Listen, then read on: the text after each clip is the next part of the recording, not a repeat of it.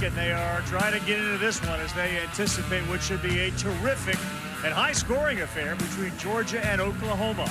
Georgia has been on a heater all season long. They have bashed their way to 175 homers, a regular season and conference title, and the Sooners have just recently announced their presence with authority in the tournament, scoring almost 9 runs a game. Our bracket looks like this. Texas, they got a cycle from Adrian Rodriguez, who was outstanding as they won their game 14-2 today. He also had 7 runs batted in. So the Longhorns all rolling. We welcome you inside our booth, soon to be joined by Chris Budden down on the field. And Scott Klein is our rules expert. He is here as well. Let's start with Georgia.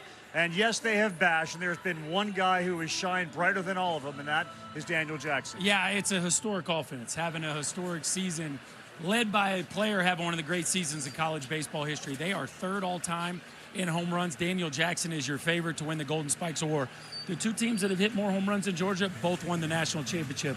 They're trying to do the same thing. Yes, they are. Oklahoma all of a sudden kind of looks like a national championship team, at least the way they've been playing here lately. What's going on? They're offensive. I mean, this is different than Oklahoma has looked the entire year. Dave LaChance didn't have a home run through the first half of the season.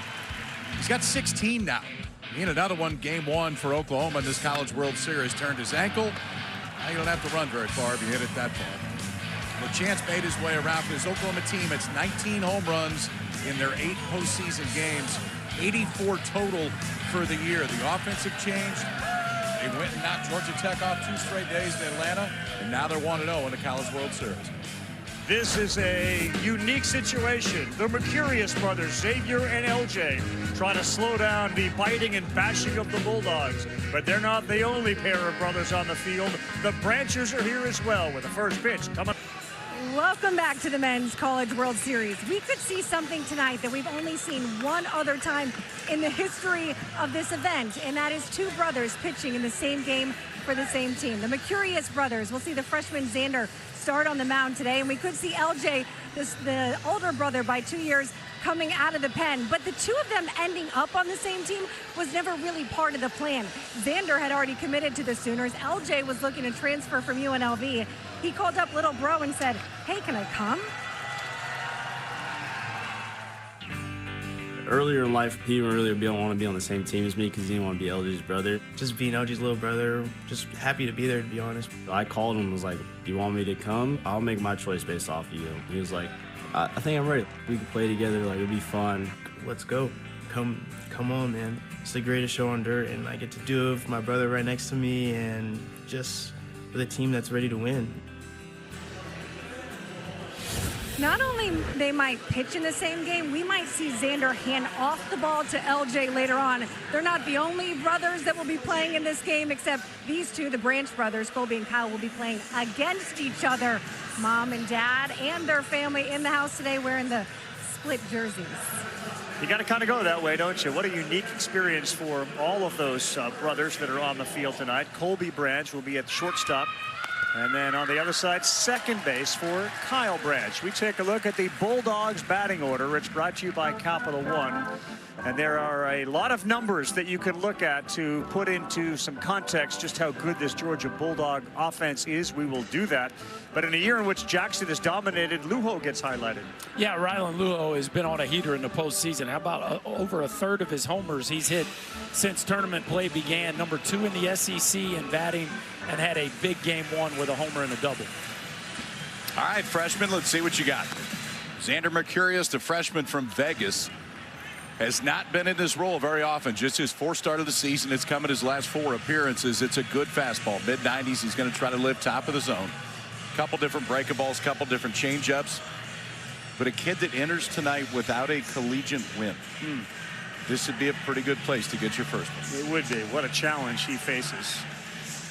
And you take a look at the 2 veteran coaches. On one side, Skip Johnson, his 9th season as Oklahoma head coach, but he's been at this for a long, long time. He really does like the way his team is currently playing. And on the other side, another guy named Johnson, not related, and that is Wes Johnson. And he's got a team that is, yes, built on home runs. We've seen so many of those, 175 this season. But also guys that he hopes would get on base before they launch the home runs. They are making their first College World Series appearance since 2008 with 52 wins this year, which matches the most they've had in a single season. And that was in 1990 when they ended up winning it all. Got a good look at Trey Phelps. He is going to stride to the plate. He is the leadoff hitter for these Georgia Bulldogs. The third baseman famously ejected from a game. He missed a game, and that's when Mike O'Shaughnessy came in for him, and he blasted 2 homers. So O'Shaughnessy will hit cleanup tonight. We're set to go. Temperatures in the 70s, wind blowing out to left, and that first one is sky high. Towards second base, Kyle Branch will give way to Harris in right field, and he's there to make the play. Deshaun Harris comes in. There's one pitch. There's one down. And for a freshman against Georgia, that has to be a settling moment.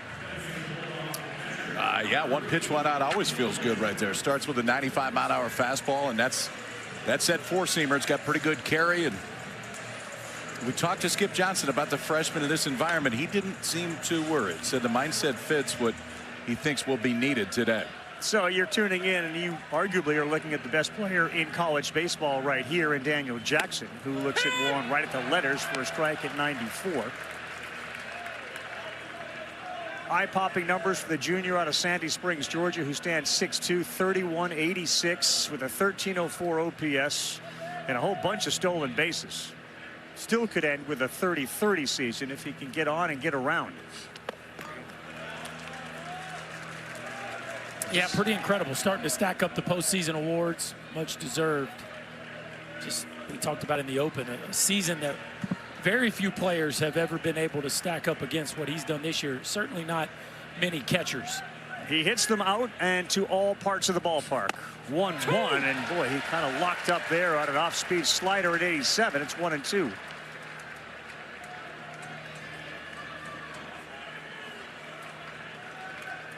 Challenge early for the hitters. You can see that shadow, so the ball will go from white to dark real quick. Will not go up there.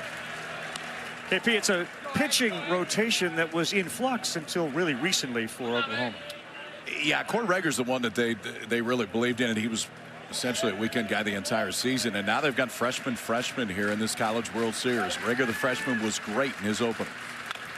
2-2, and that's fouled at the plate.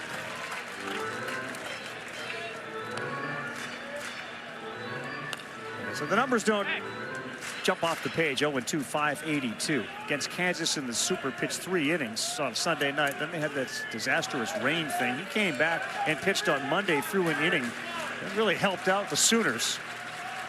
And he deals with Jackson on a 2-2. Yes. Oh, called strike 3 with a changeup, and it froze him. He went back-to-back right on right changes right there. First was fouled off by Daniel Jackson. The last one, I think maybe he saw fastball, thought it was going to be elevated. You know that the offensive approach for Georgia is going to be push everything down. They want to force the ball down, so that is the one. Steals the top of the zone with the changeup right there and gets called behind home plate by Kevin Swinney. If there were any nerves, Xander Mercurius, Xander was not going to show any of them. As he said, I'm not scared of nobody. I'm not the tallest guy out there, but I can go out there and do what I do, trust the stuff, and know I'm pretty good. He said, I'm ready for this. And to strike out Daniel Jackson that way is another feather in his cap. 1-0 to Lujo. And that one is down.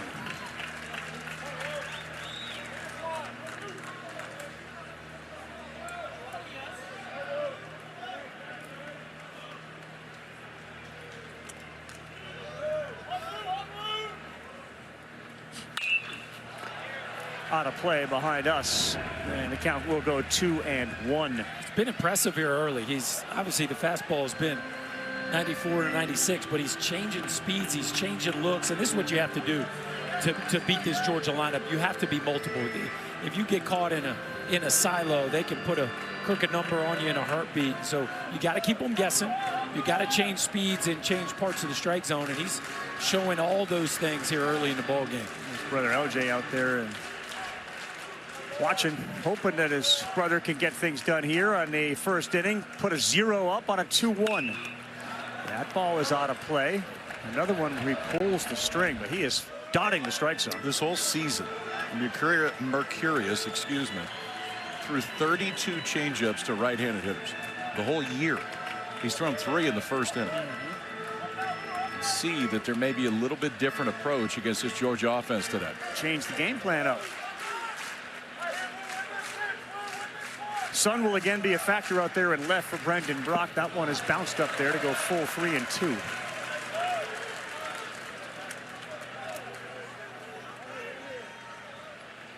Oklahoma playing very deep in the outfield to start this ball game. Wind blowing kind of out to left field, and all their outfielders are playing what I would consider to be almost no doubles. Georgia disposed to Texas 7-1 in their first game. Texas got back today, put 14 on the board. Here we go on a 3-2 to the red-hot Ryan Lujo, and he laces one at the shortstop, and Jackson Willits is there. Heck of an inning for Xander Mercurius. He gets through Phelps, Jackson, and Lujo. And here come the Sooners when we come back to beginning and now middle and end of the NCAA tournament. We're in the College World Series double elimination. We take a look at the Sooners batting order. It's brought to you by Capital One. Well, it's an offense that's playing as well as anybody here left at the College World Series, and they are led by their backstop, Dayton LaChance, the most homers in the sport since May 1st. He is a presence in the 3-hole, but make no mistake about it, this team's playing with a bunch of confidence top to bottom. It's interesting, KP, during our morning meeting, you look at the lineup, and Wes Johnson said we have Aoki on the mound because they have a lot of guys that hit a lot, but they have some guys that miss some things that Aoki offers. Well, what they have, this is like it's like a throwback right-hander. Guys you don't see nearly as much. Caden Aoki's going to throw about 90 miles an hour. It may not be much more than that, if any, with the fastball, but it's 2 different breaking balls. It's a changeup. It's the ability to throw anything in any count. Key today, the ball's got to be down. He's a very different guy if the ball is up as opposed to down. He wants to use the bottom of the zone, and if he has the ability to do that and change speeds, that's when Aoki can stay out there a while.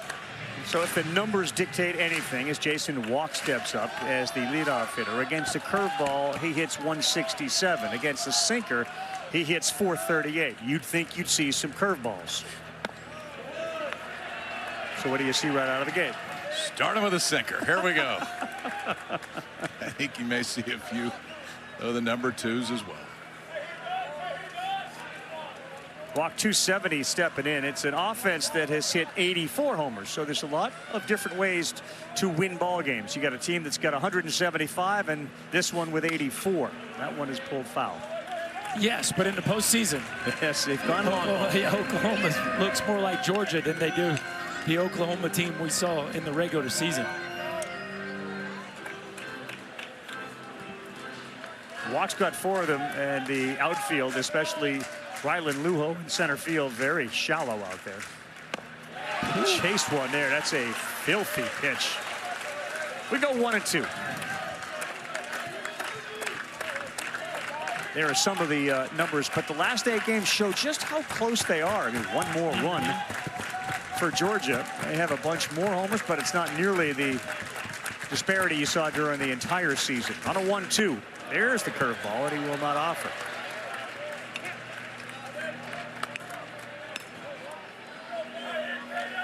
They call him Doc, partly because of his arsenal, his precision.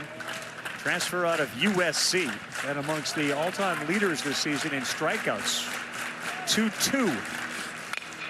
That ball was high, and that ball smoked to right center. Black's going back. It's still going. Rings off the wall. Fielded by Lujo. And a leadoff double for a walk on a pitch that was up.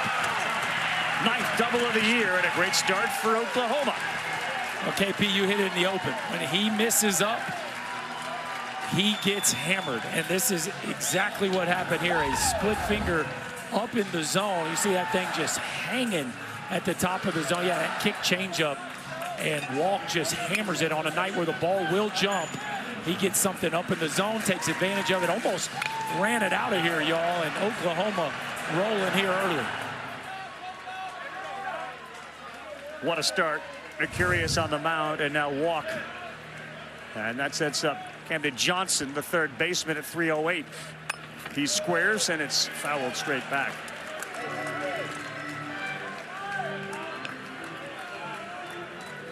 Sooners with 20 16, I should say, sacrifice hits.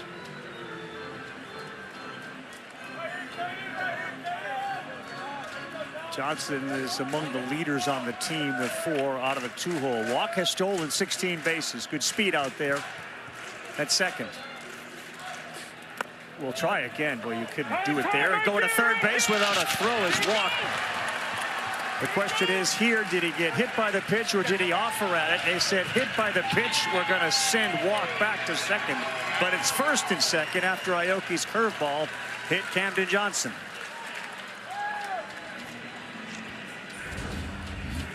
Well, he did hang in there a long time thinking about bunting this pitch. It does look like he pulls it back late, and it clips.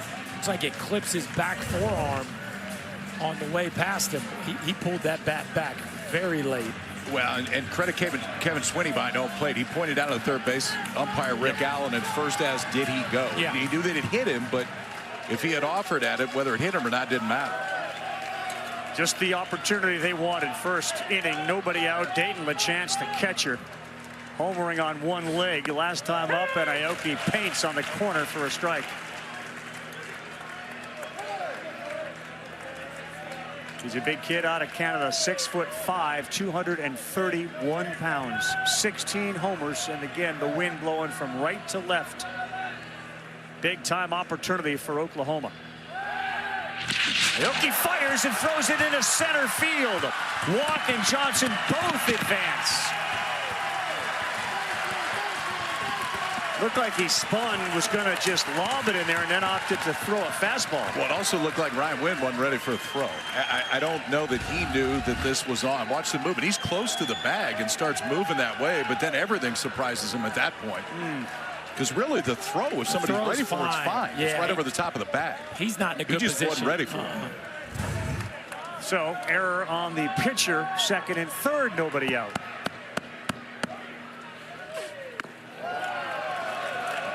It's a tough error on Aoki. It really threw that ball right over the bag.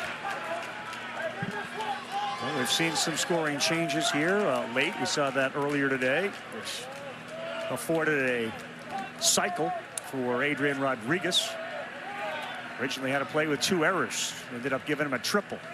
The 1-1. No, that's down. We saw it last night with West Virginia. They made a couple of errors and it ended up costing them against North Carolina. It's a pretty obvious, but sometimes you have to state the obvious. You make mistakes against high quality competition and you're likely to pay for it.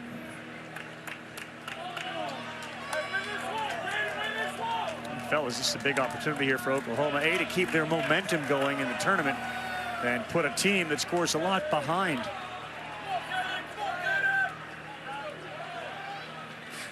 Well, you can't draw it up any better. You got arguably the hottest hitter from a power standpoint in the country with second and third and nobody out, and now in a plus count, and you almost wonder, do you even mess with him here on 3-1, or do you try to get a chase? First base open.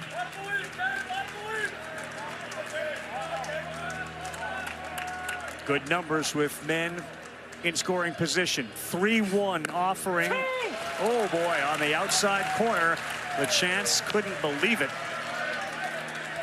At least the early tendencies from our home plate umpire Kevin Swinney. If you're a pitcher, the low one, at least early, you're not going to get.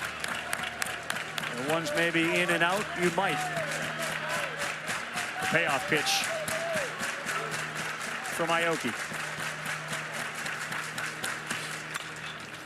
And LeChance has to go after that one, given the called strike on the previous pitch. Well, I think if you're Aoki right now, I mean, you are entirely thinking strikeout. Second, third, nobody out when he gets to a 2-strike count, which he's worked his way back into right now. You got first base open. You definitely don't want to load him up with nobody out, but it does not take spin out of the equation here just because it's 3-2. Only 43 strikeouts on the season for a power hitter. Pretty good numbers to go with the 28 walks for LeChance. Well, and he's showing you the polish of a high-end run producer. He fouled off a pitch that was previously called a strike because he knows if he takes that, it was just established as a strike. Then they go to the other side of the plate. He fights that one off as well. Just putting together a big-time AB right here. One of 13 junior college kids on the roster. 3-2 again from Aoki. Hit hard on the ground. One play is to first. One run comes in. It's 1-0 Sooners. You can't recreate history, but if there's guys on first and second and that same thing happens, it's probably a double play, and there's probably 2 outs and a guy standing on third base right now. Well, I mean, LeChance can't run right now with the Yankees, so I would say it is a double play. And there is someone standing on third base right now. Yeah, just maybe getting a little tricky early in the ball game, trying to hold ball close to second. Cost him a run. Real good bat-to-ball skills at the plate. Jackson Willits. Breaking pitch in there for strike one. People know the sport. They know Reggie Willits, who was a coach with the New York Yankees, back here now. They know Eli Willits was the top draft pick in 2025. And here's the next one to him. Swing and a miss. Really good pitch. And he's behind 0-2. That's that kick change again. And it acts like a split. Every once in a while, it'll look a little bit more like a slider if he gets around it.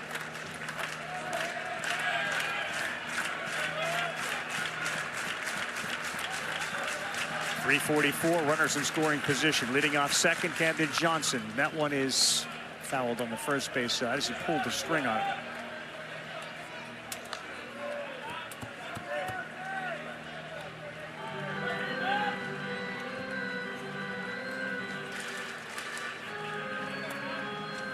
Aoki has struck out 20 in 11 2/3 in the NCAA tournament. He has given up 12 home runs on the season.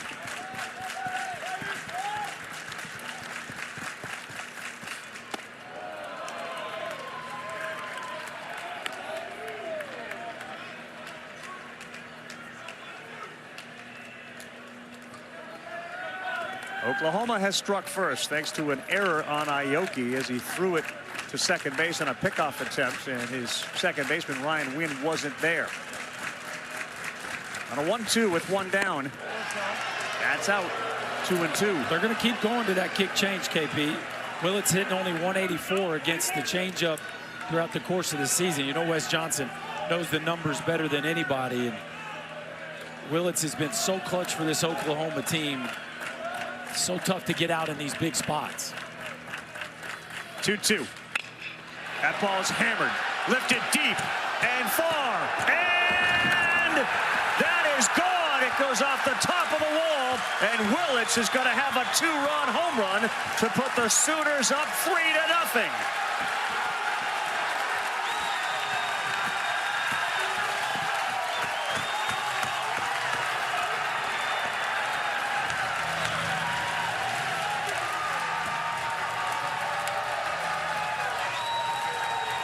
Jackson Willits, 7th of the season, continues this Boomer Sooner postseason roll.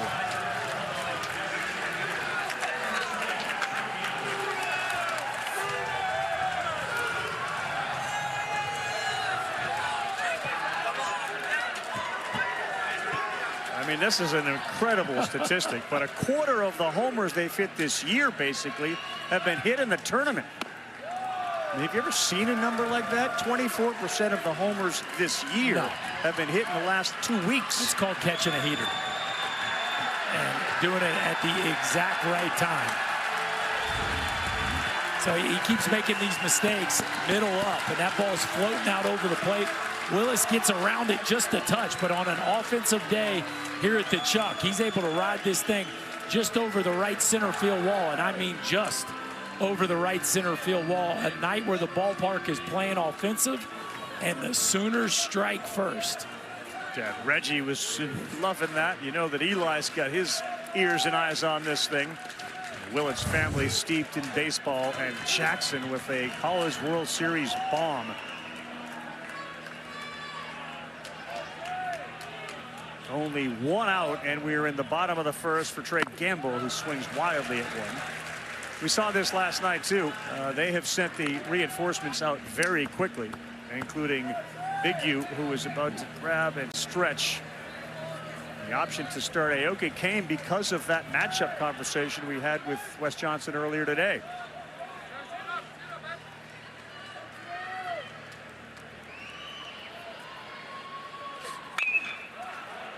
That's out of play. And you know, Berkey, you know this, just because the one side, the pitching side, has a game plan, well, the offense has a game plan too. Yeah, that's right. You see it high, you let it fly. Well, and then there's one thing with having a game plan, there's another thing executing that game plan. And we know the execution for Aoki does not consist of up in the zone. Gamble sends another one to the seats. So you can call two-seamer all you want, but if your right-hander that's not living with plus velocity misses up and out over the plate against a team that's this hot, you might get your feelings hurt.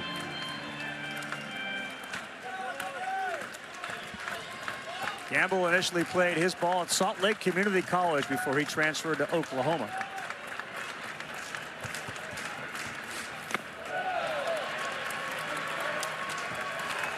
They seem to be seeing it really well right now. There was not even a hint of an offer on a pitch in the dirt.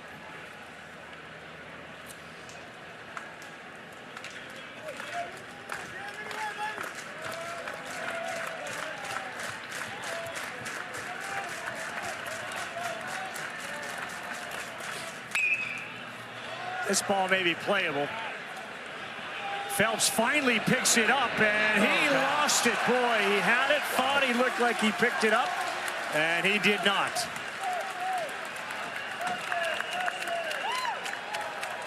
Talked about the fact that the sun could be an issue. He actually obviously is wearing his sunglasses. Yeah, he is. I thought at one point there was a reaction like, I don't, but now I do. He doesn't see it early. Branch isn't over there to help him out. Then it looked like he saw it, now he overran it, and that's just, man, it is not going the Bulldogs' way right now. No. So another chance for Gamble. And this ball is lifted to left field. Ishikawa, he's picking it up late, but he's there to make the play. It's not coming easy right now from Georgia. No, we talked about Aoki, and here's the combination. It's a sinker down, that kick change that we've seen him throw a lot already. Slider and a curveball, but the key is where is it? Bottom part of the zone, he's been so much more effective this year than the top. Well, that top of the zone has already got him so far today. And a home run pitch. Yeah, there you go. Exactly what we're talking about right there, KP. Up in the zone, problems. Down in the zone, he's got a chance to stay in the ball game for a while. And both balls that have been ripped are pitches up in the zone. Next pitch will be his 30th. It will be to Brendan Brock. He did throw a high one there that was called a strike. It's a good one there. It's 0-2. For the Sooners, that's their 37th homer in their last 15 games. And that's the guy that did it, Jackson Willits. 0-2 to Brock.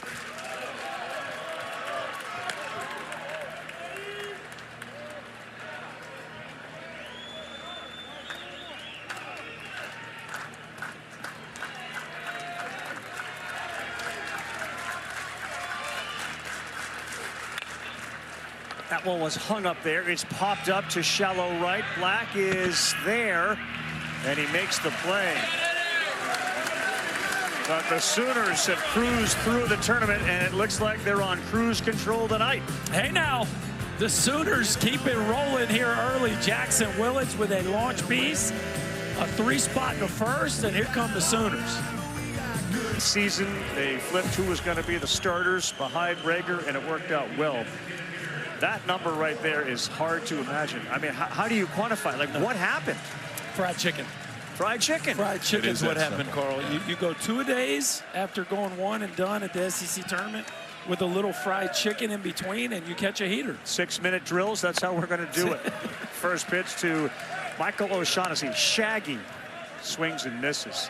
That was the explanation. I know that the day crew in their first game with Oklahoma had a field day with the fried chicken story, but that is exactly what Skip Johnson did. He went back to his JUCO days where they would literally eat fried chicken. They didn't have a clubhouse back then, so he said we would get fried chicken, and in between sort of the double sessions, we would eat it. But we didn't digest it. We got right back out on the field. Didn't care how hot it was. We're just going. That's what you do. And they did that again to kind of spark something, and obviously it has worked.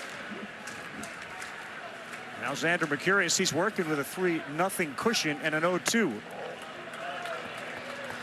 He's throwing with a lot of conviction for just a freshman whose numbers have not been very good. He's trying to duplicate the success of his fellow freshman, Cord Ranger.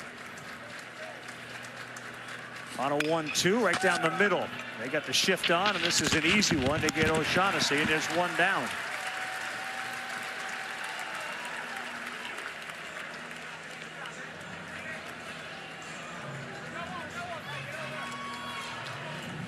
And that'll bring up Kenny Ishikawa, the left fielder. Who, when we talk about numbers, he's got 27 walks and 10 strikeouts. That's another thing that never happens in this sport of baseball. Well, he's the anti-modern day player. He sure is.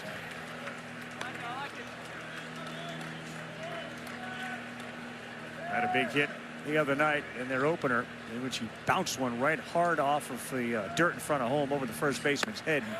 Played it a couple. 93 miles an hour for a strike to go 1-1.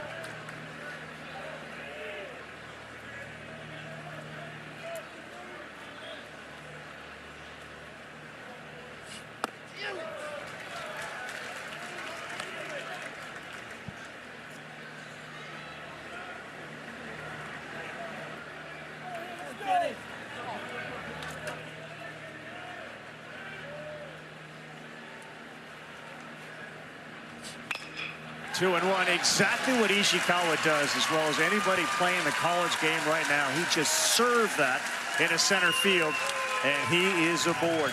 Ricky and Denise Ishikawa, his parents standing and getting high fives from all the other fans here of Georgia. That's just a piece of hitting that Ishikawa has done since we've seen him all year. No doubt, and that's right in his wheelhouse, right? Letting something get deep and using that backside gap just the way they draw it up. Pops is pretty proud of that swing. And to go with the keen eye at the plate. Now Ryan Wynn, the second baseman.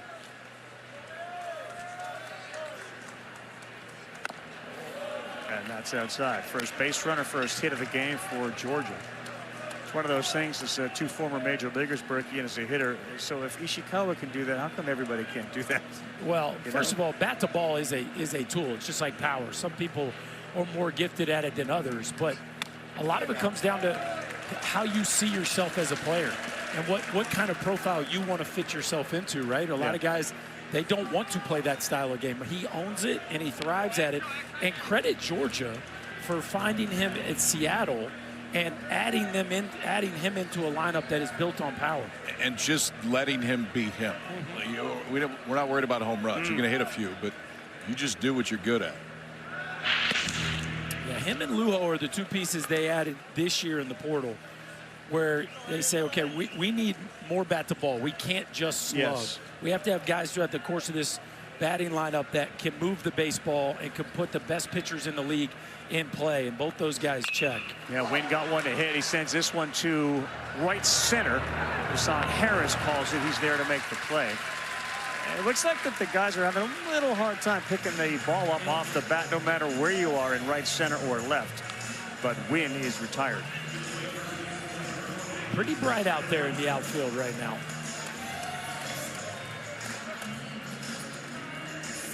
Ishikawa, who's at first began his baseball career at Asia University in Tokyo. He transferred to Seattle University. Born in Hawaii, raised in Japan. Not a huge threat to steal. Even the fans are trying to block themselves from the sun. Get a better view for Brennan Hudson. Right down the middle, smacks one to center. And does Walk have a beat on it? He does. Single for Ishikawa was the only damage done. No runs in. It'll be 7-8-9 with the Sooners up 3-zip when we come back. Third, they changed it to a triple. Got a couple of doubles. He only had 7 RBIs. Stay warm, A-Rod. He's raised his average 30 points this postseason. You can't do that. And that's just since the Super. That's what since the Super, he's up 30 points this late in the season. Aoki starts off Deshaun Harris, the right fielder, with a strike. Aoki's first inning, 32 pitches, second most pitches that he has thrown in an inning this season.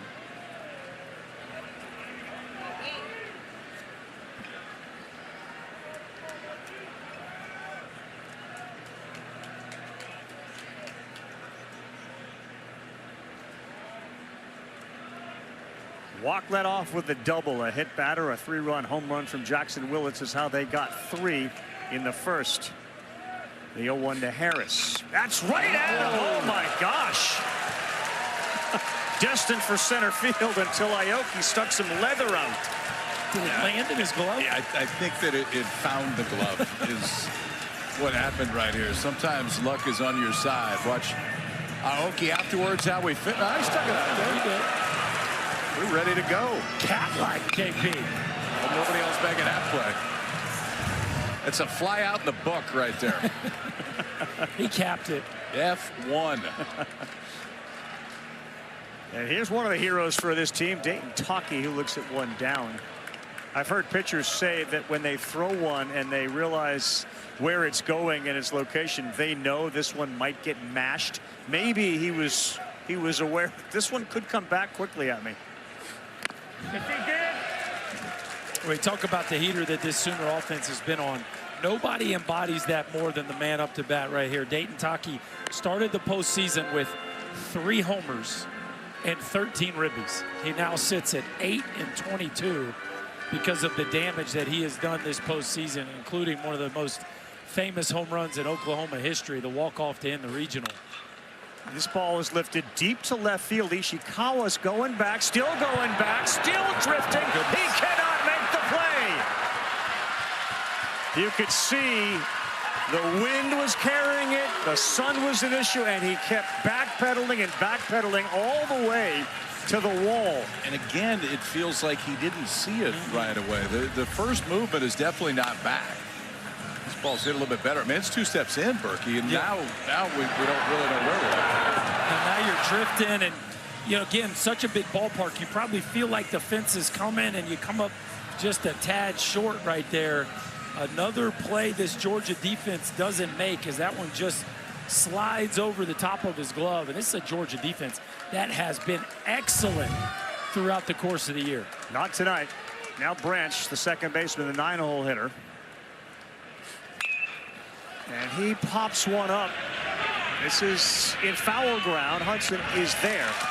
That's a big out there for the 9-hole hitter, unable to advance Talkie to third base, and he is retired on a pop out to Brennan Hudson. Now, you mentioned that home run from Talkie. They traveled 454 feet. That will not soon be forgotten by the living Sooner fan. And now Walk, who doubled his first time up, he scored on a 3-run home run from Willits. Starts him off with his kryptonite, the curveball. It's 0-1.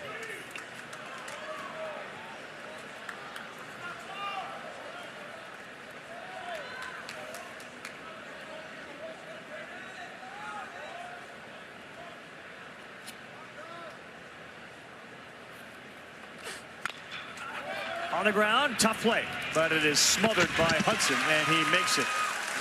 They get around that play. It ended up being a double off the glove of Ishikawa. One Branch to another. Branch, Black, and Phelps as we continue in Omaha at the World Series.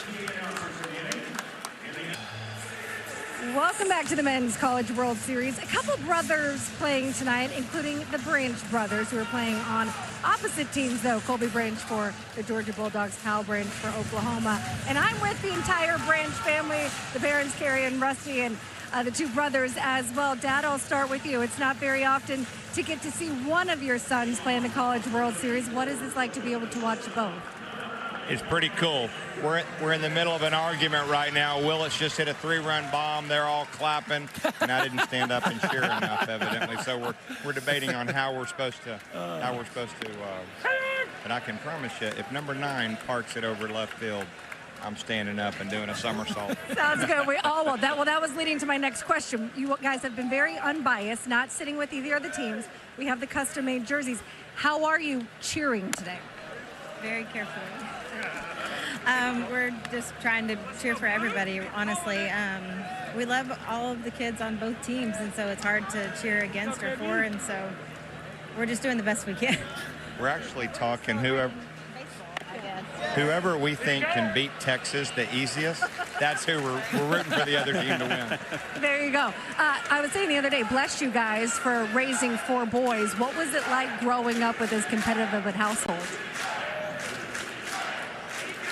We argue, compete, and fight during Farkle.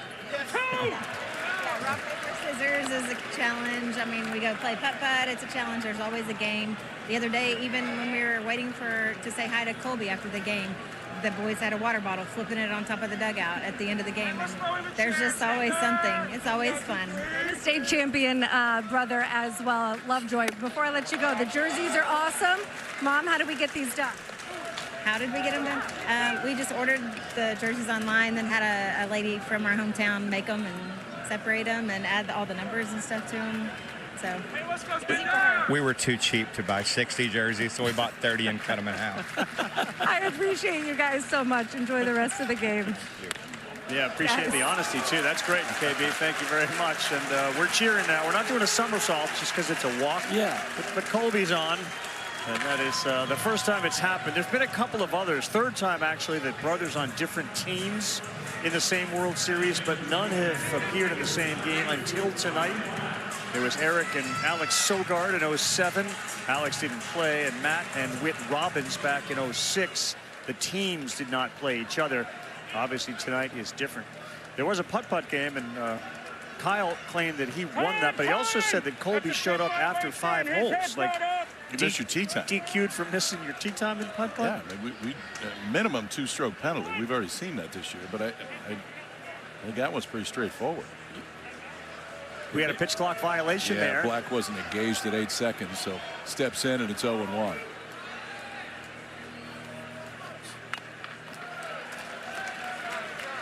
Very impressed early on, guys, with Xander Mercurius and his composure and his strike throwing.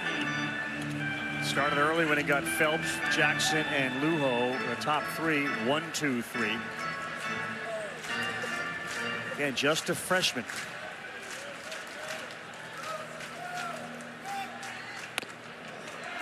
Oh, that was close. You see LeChance wondering, are you going to call that a strike? I'll hold it here for a second. I think it was just off, but it's exactly where you want to throw it. His misses have been on the side you want to miss at this point. The freshman has looked really sharp the first time through the order. It's an infield that has turned 50 double plays. They won't get one here, but they got a chance for an out as Johnson is in foul territory, using that glove to shield his eyes, and he makes the play. Well, Skip Johnson wasn't worried about Xander Mercurius today, and I think early indications show he was dead on. Fastball, aggressive, in the zone, not trying to miss bats early. The changeup has been very good. That it should win the Golden Spikes, looking on a right-on-right changeup in the first inning. He looks the part right now, guys. 4th career start in college, does not have a collegiate win, facing the most dangerous offense in the country, and he looks comfy. Here's the second time through the order for Trey Phelps. He swings, pulls it foul on the third base side. You saw a lot of Trey Phelps this year. Murky, is there anything in the swing? He's been struggling. You can see in the NCAA tournament, just a 111 average. Anything you're seeing? Well, you know, he's always got that unique start that, to be honest, I'm not crazy about, where he holds the bat right in front of his chest. And it looks like a move that you would struggle to be on time with, because you got to go so far back from there. And there's just that late snatch with his hands to get the barrel in a position to launch from. And so he has been very consistent throughout the course of the year. But for me, it would be easy to point to his timing relative to that load that could potentially have him in a place right now where he just doesn't look very comfortable swinging the bat. Really good pitch, frozen. That is as low and as forward as you will ever see a player hold their hands. Anthony Rendon used to hold it a little bit like that. He held it low. Back in the old days, Gary Gaetti. But I mean, look how forward it is, too. That barrel is way forward. He chased. Xander Mercurius picks up another strikeout. His second.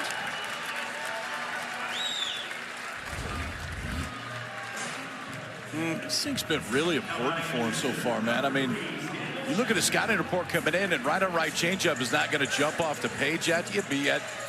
He's used that pitch so far to strike out Daniel Jackson once, and now to get Phelps swinging on that one. And here is the aforementioned Daniel Jackson, who struck out looking in the first.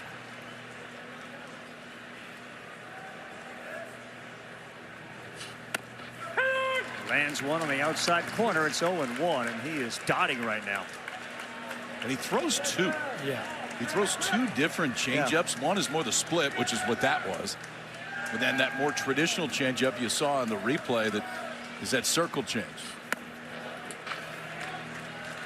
1 ball, 1 strike to the kid who is affectionately known as the Rhino, the Rhinoceros.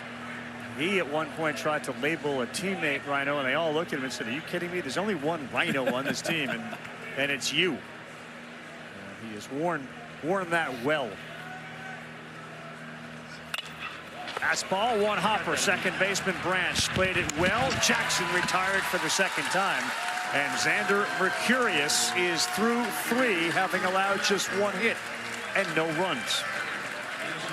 They eat lunch. Flies in. Buddy's at the Blatt, and that's where we take off from. Landing and launching pad, taking us inside Charles Schwab on another delightful evening in Omaha, Nebraska, for the 2026 Men's College World Series. KP, man, is this, you keep this a secret, huh, here in Omaha as a resident? It can be like 77 and sunny. How about this? Yeah, it's like late September for a week and a half. Camden Johnson is behind 0-1. Right away, as soon as you said it's late September, hey, late September. Our buddy Chris Berman, that was a standard operating line as soon as we hit September on NFL primetime. Should be back in school. Your Berman impression is one of your better. It's one of the few. Here's another really good breaking pitch. Aoki settling down after that first inning. And that one you saw, fellas, the swing and a miss down in the zone. Our statistics and the research from True Media and all those that are following this stuff. First inning, upper half, 11 pitches, 9 swings. There were no swings and misses. Down, you get a bunch of them. Did he go? No swing there. And to finish that off in the lower half of the strike zone, there were 21 pitches, 8 swings, or updating it now, 25, 11, 6 swings and misses. Throw it up, you don't get anybody to miss. Now, the math is straightforward. Yes. If it's elevated, they're going to get him. If it's down, he's got a real good chance.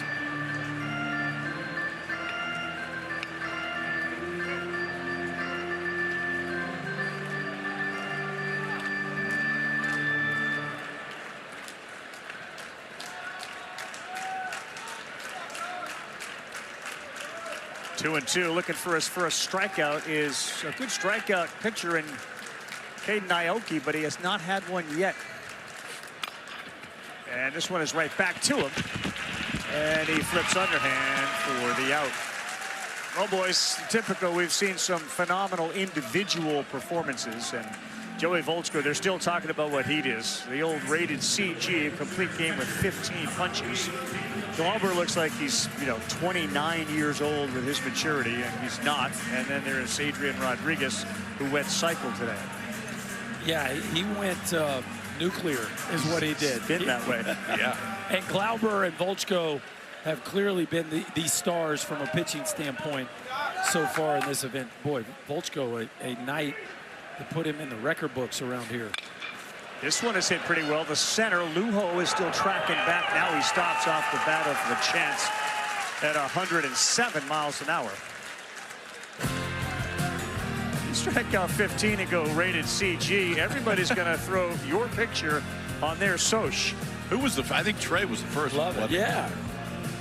We got a bunch of them. Apparently that same trend is running through the ESPN family with your picture, KP. What do you got on that? What do I have on it? Yeah, everybody's got your picture now. Flattered. Yeah, love that. Means a lot to me.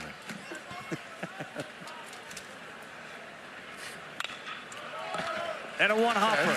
And Aoki has settled in and has the game as well. We are through 7 pitch. Here we go. Wait, Mike Prodigo and Berkey. That's my right-hander right there. It's catching. No, it's catching. The way that the sun is right now, what can be the challenges defensively in playing this field? Yeah, no, I mean, you've got to pick up that ball immediately when it's off that bat. You need your teammates talking to you. If not, you're going to lose in the sun. Thank you, Wes. Thanks. Go Dogs. Carl. All right, KB, thank you very much. Back here with Berkey and Kyle Peterson. Georgia is the road team, and they'll bat in the top of the 4th inning, trailing 3-0. Ryan Lujo, who had a monster freshman year at the University of Dayton, and then he went portaling, and Georgia called him. Swings at the first one, and it is a foul ball. He hit 361 there at 56 RBI, 9 bombs, 16 doubles, 21 walks, an OPS of almost 1,000. Hasn't slowed down, certainly in the tournament. Ryland's grandfather is Rennie Stennett, legendary Panamanian second baseman, 11 years in the majors. This one has popped sky high, primarily with the Pirates. He did win a couple of world championships, which is what Ryan's trying to do here in college. For the latest news, insight, in-depth analysis from the 2026 College World Series, visit NCAA.com. It's your official online home for all NCAA championships. You guys remember the name Rennie Stennett, right? You know, I was trying to place it the other day when you were, but I appreciate you educating us. That'd be a no. Right. Pirates early. I was trying to place it. You chose not to answer. 71, 79. You don't remember it? No, 71, really? 79. That's a little before our time, Raph. That's some of the famous Pirates teams, though. Okay. We are family? Yeah. Scrap iron? So see, now you're speaking my language. You had to bring it back to a Vol, and now I'm with you. Okay. Let's see the world you live in.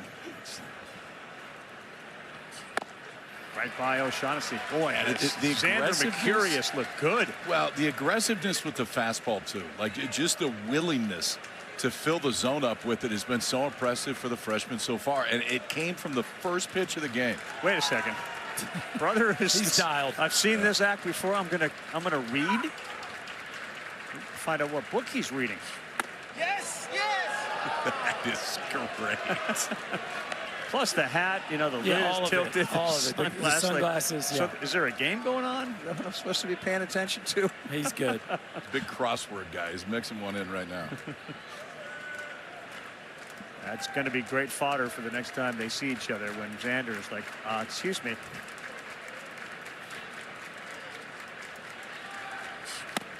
Yes, sir. Oh, boy, just off. Everybody thought it was a strike 3, including Xander. That's a pretty good one right there. Oof. Look at that four-seamer just staying right at the top of the zone, too. I think that one caught it. Whew. Another life for Shaggy. Mike O'Shaughnessy. And he goes fishing into the mitt of LaChance. Strikeout number 3 for Xander. Christina, we're all good. And I'm really proud of my other son who is doing his reading out there. It's been straightforward so far, man. It's grab that four-seamer, throw it with conviction, which he's done the entire time. And good job at LaChance right there, too, because that was a foul ball. Let's just peek up. Yeah, he punched him out. We're good. Not impressed. Going back to chapter 3. Let me know when something fun happens. So good. Now Ishikawa, who has the hit, served one into left field. He swings at the first one, popped up. Is anybody going to see it? Willits is giving it chase. Still chasing it. He can't get it. And he got no help from Brendan Brock, who never saw it in left field. It is brutal out there right now. And we talk about it every year here. Your middle infielders, if they can go run down pop-ups, can be such a big factor here at the College World Series. Number one, there's tons of foul ground. And number two, you get this, Ravi, which is a lot of times the left fielder can't see some of these balls. Never so moved. Your shortstop has to be able to bail them out, and Willis comes up about a stride short there. Jason Walk was on a dead sprint from center field because he did see it. I think he was closer when the ball landed than the left fielder Brock was. Yeah. I don't think Brock ever really moved. And his key, trying to go 2-0, 29 of the last 35 titles have been won by teams that have gone 2-0. Ishikawa gets into this one to right field. Ishikawa leaves the yard.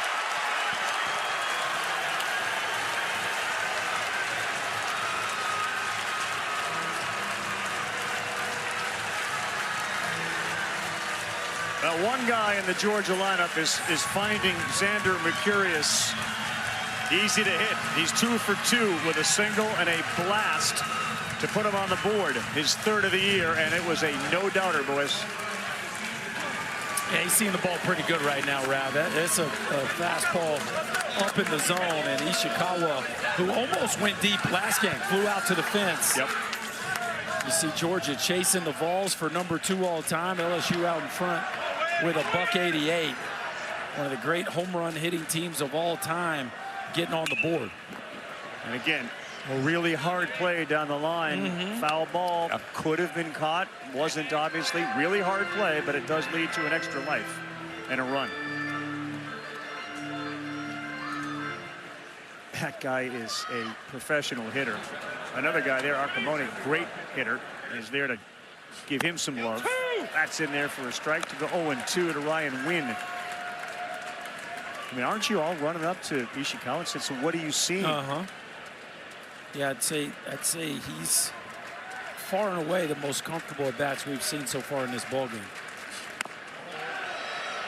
0-2, and Xander was walking off the field. That one was down and off. Yeah, that one missed. I think he may have thought he swung at it. Pretty good spot, but just missed. Still way ahead in the count. Ouch. That one got our home plate umpire right off the mask, and it sent Kevin Sweeney back a few steps.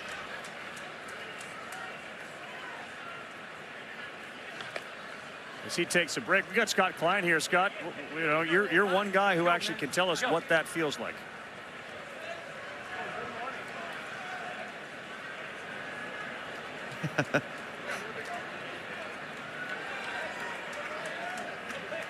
Scott, you know, what does that feel like? Yeah, it feels just like getting hit in the face with a shovel. Okay, there you go. Short to the point. Well said. Good answer. A shovel. This one is in the corner in left field, and Ryan Wynn is going to head to second base. It's fielded out there, a stand-up double, and a couple of extra base hits back-to-back, Ishikawa and Wynn. Here come them Dogs. Here's the offense we've been used to seeing throughout the course of this season and this incredible run they've been on, especially here down the stretch. Looked like a changeup, that really pretty good pitch, KP. And Ryan Wynn, watch him get down into his posture to get below that baseball. Just a nice job of staying on a pretty good pitcher's pitch, smoking it in the corner. And again, what makes this offense so special, they can hurt you from a lot of different places. Yeah, there's just no let up. I mean, Colby Granson's got 19 home runs out of the 8-hole. It'll be interesting to see if he keeps using that right-on-right changeup. First time around, it's against the book. You may get some different swings. Now everybody's already talked. There's multiple guys that have got it from the right side. That time, Wynn put the best swing on it that a right-hander has so far today. Wynn's 14th double of the year, so he's at second base for Brennan Hudson. And with one swing, can tie it. And he's got a few homers on his resume this year, 21 of them. I think they're seeing it a little better. Now, the other thing, too, that's changed is the shadows are gone. Ishikawa, by the way, his 4th inning homer that we just saw, 427 feet. That is the longest of his 11 career homers. And, you know, you talk about other guys that have gotten hot. And 2 of his 3 have come right here in the tournament.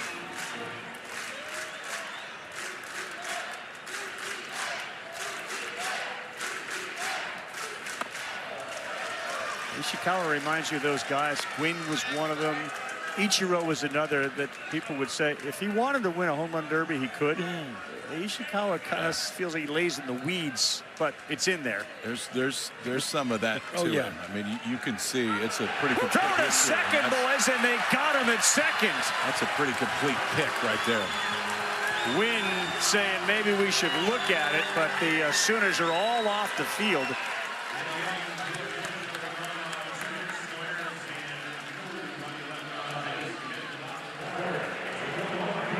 Georgia is challenging the previous play at second base.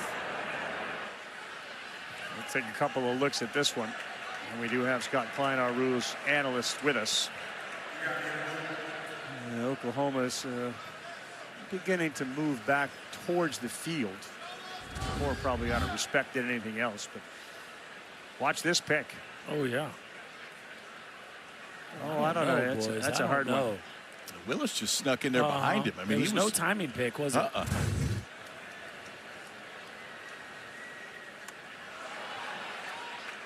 to see if Wynn got his hand in there. He was. Has a lightning quick turn by Mercurius. Woo, that was pretty. And a strike. The Wynn is barely off the base, guys. That is hard to tell. Tagged him on the helmet, didn't he?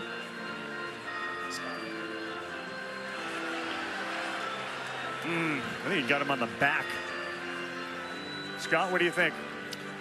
Guys, he might have got his hand in there. I'm with you guys. It depends on when he tagged him. I think the initial one missed the helmet, and then it looked like he may have got him on the back. But again, the call on the field is out at second base. And the replay review room here is checking out all the angles that they have to see if Mercurius and Willits combined. That was a heck of a turn and quite a throw. Something tells me Mr. Mercurius has played some middle infield in his life. Yeah, those are some quick feet. He play a little point guard, too.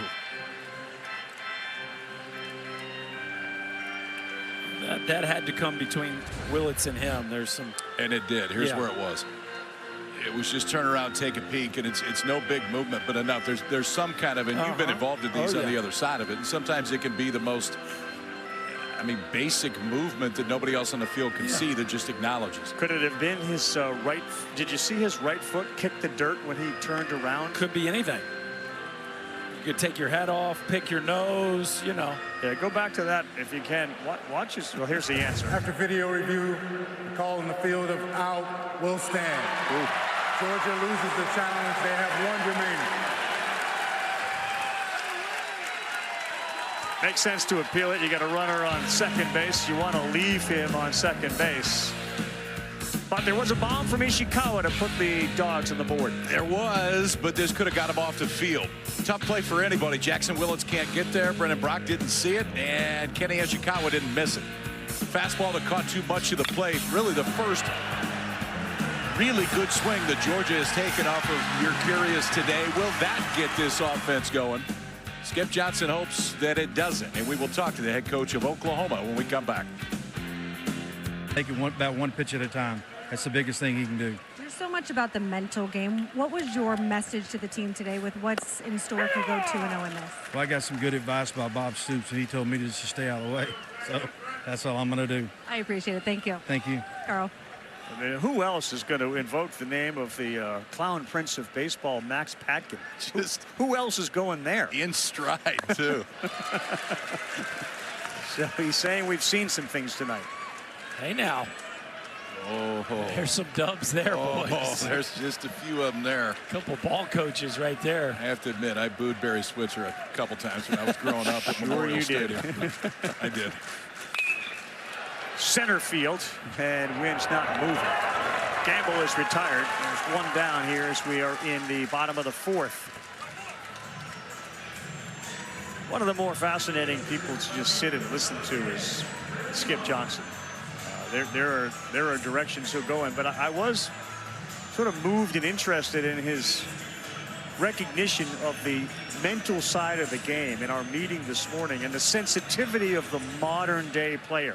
Now, I don't know if that's changed over the course of his career, but he really has emphasized in his own program You got to take care of these guys. We got to stay focused. When they struggle, we got to address that.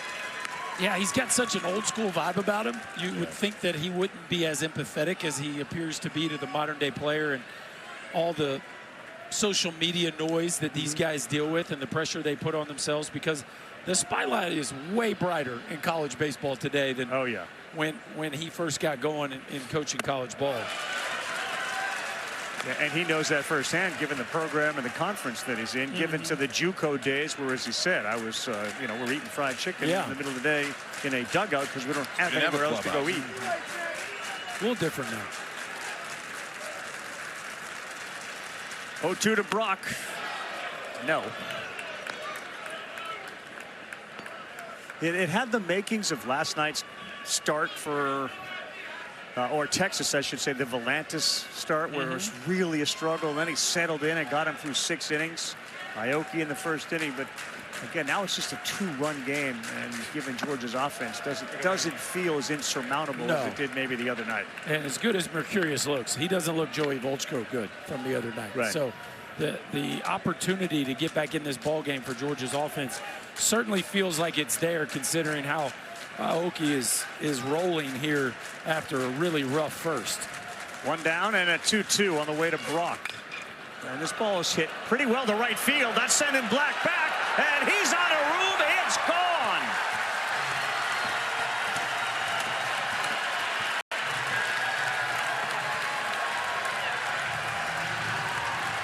Boy, who's got the 180-plus homers and who had the 80-plus homers coming in? The second of the night for Oklahoma. And it's Brendan Brock blasting his 7th to make it 4-1.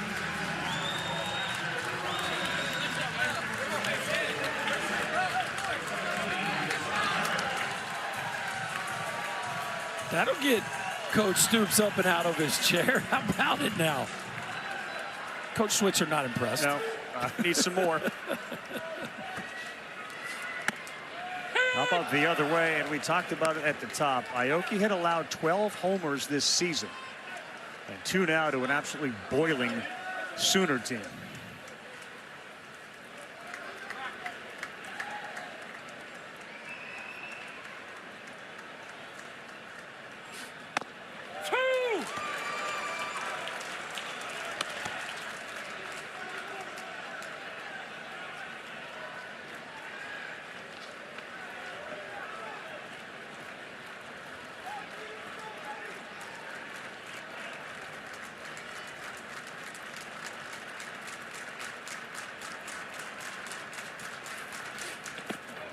That one is too short, and Deshaun Harris will take it for a ball.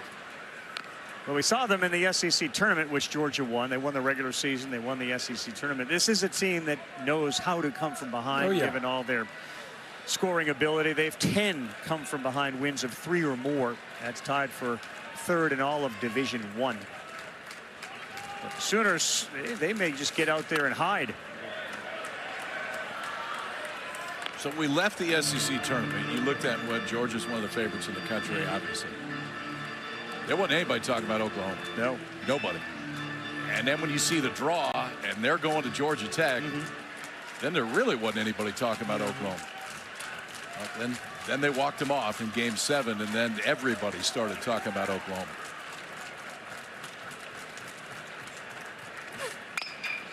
One-two, left field corner. And there to make the play is Ishikawa. There are 2 down. It's a pretty impressive swing of the bat here, boys. Brendan Brock catching a slider out over the plate and staying on it. Love how he keeps his nose down right there. Look at the direction, the energy on the follow-through. Watch the follow-through take him towards right field. Watch how he's moving his body that way. And really the wind's blowing out towards left center, guys. So I'm not saying that wind is necessarily hurting, but definitely not a helper, and the strength to ride it out of here to the right center gap, awfully impressive. Curveball to Dayton Taki, 0-1. It's not the sexiest team prospect-wise, but there are a handful of dudes in this Oklahoma team that are going to play in the big leagues, and Brendan Brock is as prospecty as any player on this team.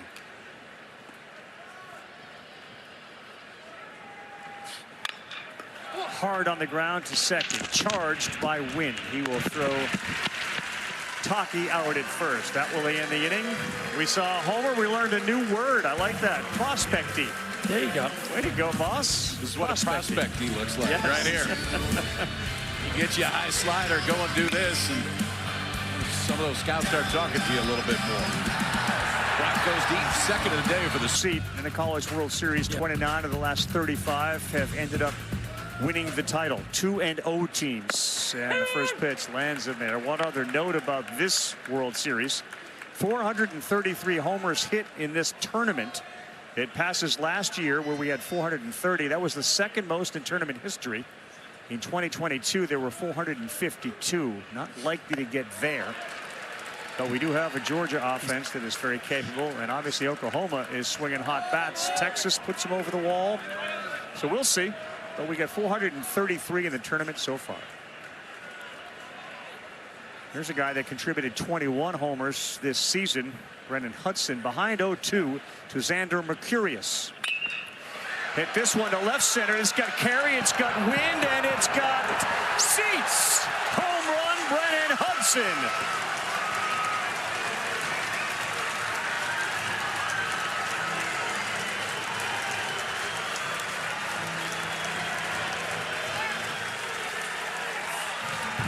Make that 434 in the NCAA tournament and make this a 4-2 game.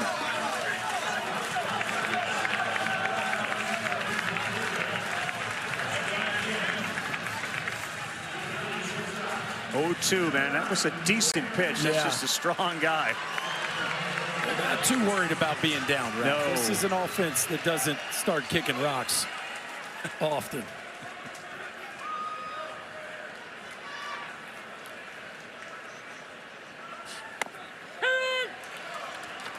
One to Colby Branch. So remember, Wynn got picked off second. The last 3 swings have resulted in a homer, a double, and a homer. Really good changeup there to get Branch to swing and miss. And that'll get the bullpen moving around, boys. The swings are starting to look a little different.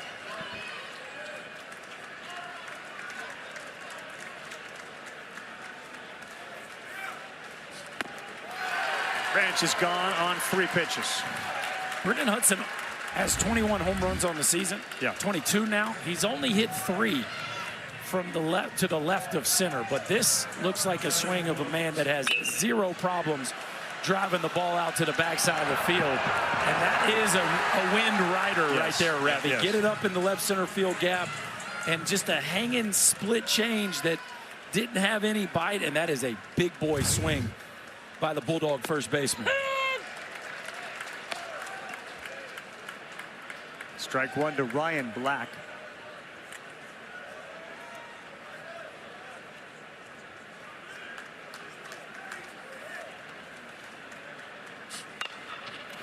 On the ground, that one bounced back fair, and an easy play over there at first base for Taki. 2 down after the homer from Hudson, and back to the top of the order. See for Georgia if they can get Trey Phelps going. Yeah, it feels like they need to. He's the one that has not been going the last couple of weeks. And on the mound, how about the bounce back too?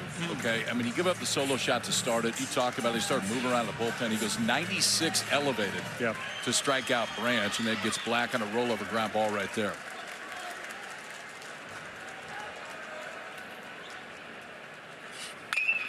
Phelps got one to hit. That's a fair ball. Johnson up, fires, no chance.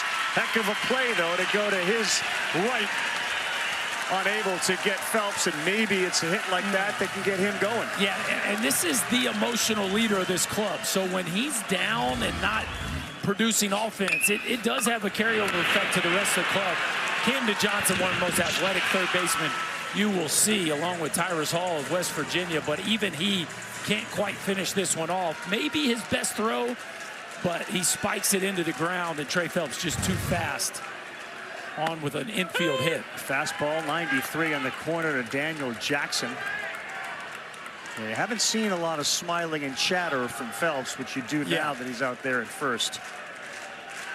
One swing can tie it. Jackson is hitless in the World Series. I tell you one thing, when Xander Mercurius says, I'm not afraid of anybody, No, he pitches like he is afraid of no one. We even asked Skip today, will you throw that fastball inside? He said, oh, yeah, I will. He's done it consistently so far tonight. He did it again, man. 93 and a little stare down of Daniel Jackson. A little statement from Xander against the Rhino as he punches him out with some cheese. Freshman ain't scared, boys. Freshman ain't scared. He kind of likes the stage right now, too. Gives up a solo shot, goes punch out, ground out, and then gets one of the best hitters in the country, blows 95 right by him. OU still leads it by 2. We're halfway home. 2 straight days in Lawrence. An old school Big 8 matchup to get to Omaha. Well, you talked about the freshman Mercurius. 4 career starts, 3 of them, fellas, against the ACC champs, the Big 12 champs, and now the SEC champs. So it's a short list of starts, but he's been thrown into the fire and responded brilliantly. Fun to watch, isn't he? Yes. And he sort of lets everyone know, I don't really mind if there's people out in the bullpen. I'm not paying any attention to them. I mean, my brother's not paying attention to me, so I'm not paying attention to anyone out there.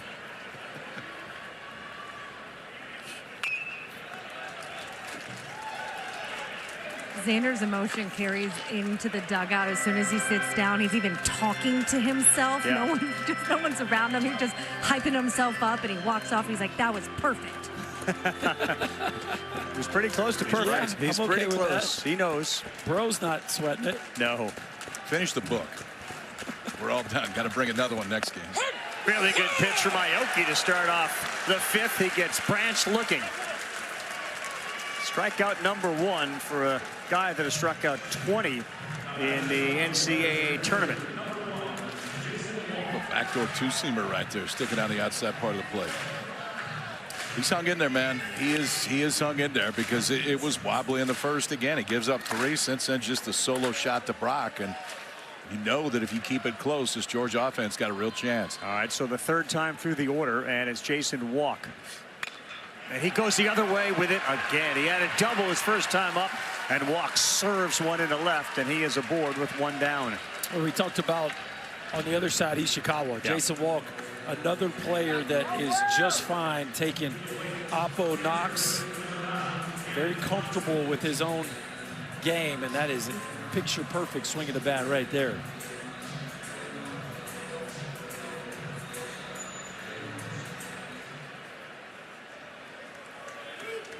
Camden Johnson out of Bernie, Texas. Played at that Bernie Little League a couple years ago. That Little League was in Williamsport at the Little League World Series. Aoki throws a curveball to get ahead 0-1. This AB has hit and run written all over it. You got a guy who can fly on first. You got a guy that can handle the bat up to bat. You got a strike thrower on the mound. There's a lot of things Oklahoma can do with their chaos offense right here in a situation like this. Not going, and this is a double play ball. Fielded, fired at first, not in time. Difficult play with bodies all over the place out there at second base. Looked like Wynn sort of laid back a little bit, and they flipped to Branch was low, and then he had a turn, pivot, and throw. Yeah, ball not hit hard either, and so he just making sure he secures the catch. But Camden Johnson, one of the hardest guys to turn a double play on in America, when he hits a ball less than right on the nose, he can just absolutely fly. That play's not even close.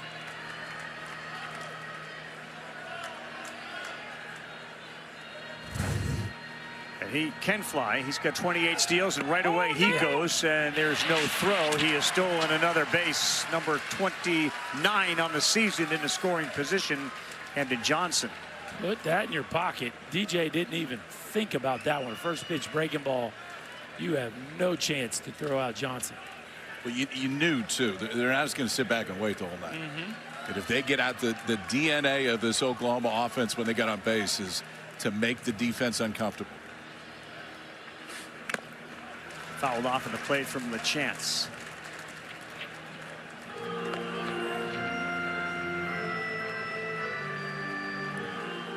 $125 stolen bases on the season coming into the ball game tonight, the most here at the College World Series. West Virginia has stolen more in the tournament, but Oklahoma have been swiping bags all year long.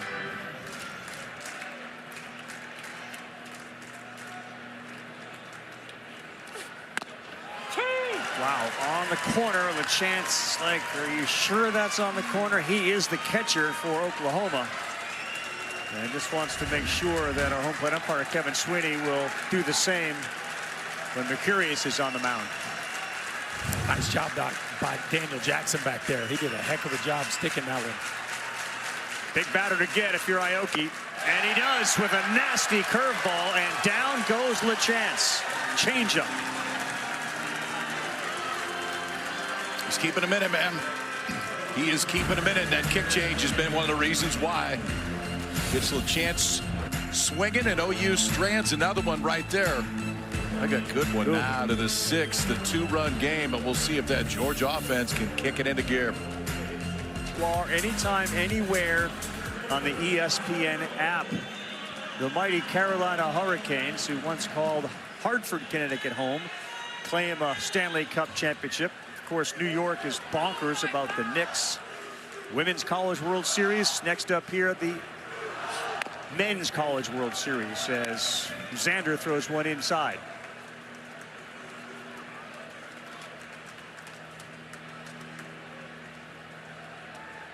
Sixth inning, Ryan Luho, O'Shaughnessy, Ishikawa down 4-2. Popped up. Walk is there to make the play. He kind of dekes you, doesn't he? Like he's not sure if he sees it. He's got the glove up there. Well, he's kind of in and out of the shadows where he's playing out there in center field. There's a few different pockets of sunlight that he's working himself through. Had a heck of a night at the plate. Jason Walk, center fielder. See, he's coming from the sun to the shadows. It's you better be locked in playing the outfield here at the Chuck. O'Shaughnessy really laid on that 94-mile-an-hour fastball. I'd love to be able to be a fly in the wall when Xander's talking to himself in that dugout, just to hear what he is saying. That is a look of determination. Sword. O'Shaughnessy behind 0-2.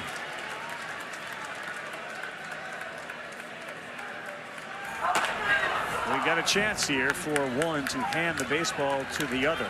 Book down, glove on, ball in hand for brother LJ Mercurius. Went with a fastball, and that's spoiled. The idea that a kid that has started 4 games in his career against this offense is so comfortable to just throw that fastball, and a lot of times right down the middle. And so often in situations like this, especially with young pitchers, big stage, they're trying to miss bats right away. Yeah. Try to miss bats with 2 strikes. But they're trying to miss bats right away, and then it's 1-0, 2-1 the entire night. That has not been him at all. He hasn't feared a bat tonight. And they got him a couple times, and they may get him again, but it's everything is thrown with conviction. 3 defenders on the right side of the infield for the left-handed hitting O'Shaughnessy, and a 1-2. There it is again. Now dancing off the mound as he picks up another punch out, his 6th. This thing got some tail to it too, KP. There's not just the velocity of 95 miles an hour, but watch the arm side run here as this ball just disappears outside the barrel of O'Shaughnessy. Mercurius just throwing that baseball to the outside edge with 0 fear, and the command is impressive. Guys, I don't really have the ability to run out to the bullpen to see what LJ was reading, but I did ask Skip, and he said, I don't know. If that's a thing for him, I don't know. He said, do you know what book? I said, I don't. This is why I'm asking you. And he goes, I hope it's the Bible. One thing we notice about the skippers out here is that by the time they get here, they kind of let their team be.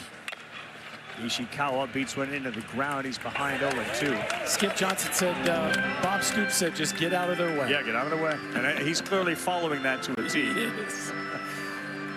Oh, he's reading a book in the bullpen? Okay, cool. Good by me, as long as he comes in and throws strikes. They're reading their phones up there. Ishikawa, a single and a homer behind 0-2. Ooh. Was that Xander who said yes? He's done it a few times. His catcher cost him one right there. That one right off the edge. I don't know if it goes his way, but Sweeney not going to call it when it ends up on the ground. Let me ask you this. Do you remember a big miss tonight with the fastball? No. I mean, the misses are minute and intentional when he does. Will he go back to that fastball? No, doesn't, and that's down. He almost got. Look at this. A good thing going on there between Ishikawa and Mercurius. You know how many muscles I'd pull if I just tried to do what Ishikawa did right there on the take? He just did the splits on a take. And he sort of nodded like, yeah, that was nasty, but I didn't go.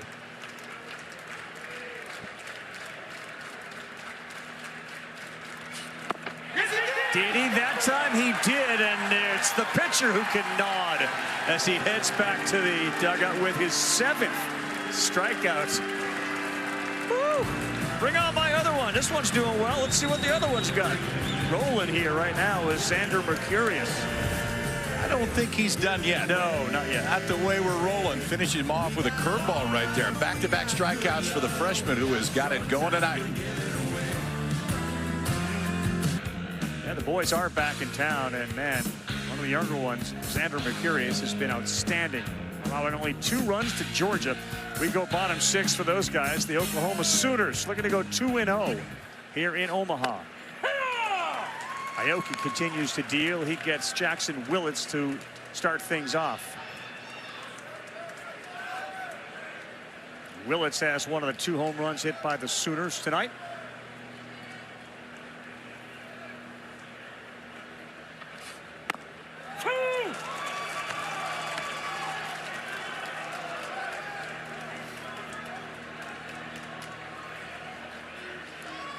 Yeah. Confirmation from one of our cameramen who acts as a reporter as well, asking Mercurius' mom if she knew what book LJ was reading. And similar to Skip Johnson, she said, I have no idea. Now she's texting saying, what book are you reading? Your brother is pitching. Can we dial it in a little bit?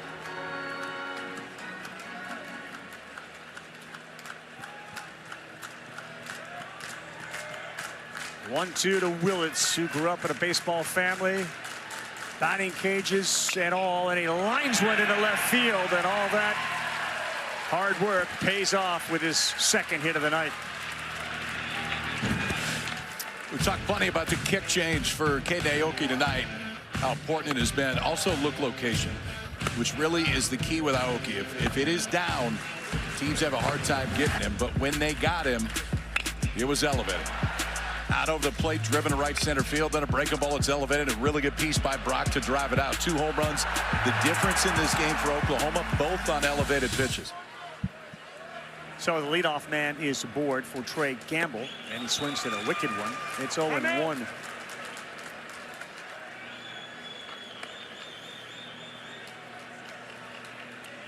We always like to see the 0 next to the 2 Bs. He hasn't walked anybody, but got touched with that leadoff double. The hit batter threw one away. There was the error, and then the home run. All in the 1st. Oh, time out. Jackson, the catcher, hitless in his last 8 at-bats, all in Omaha. It's his longest drought of the season. Dew factor. It is dewy.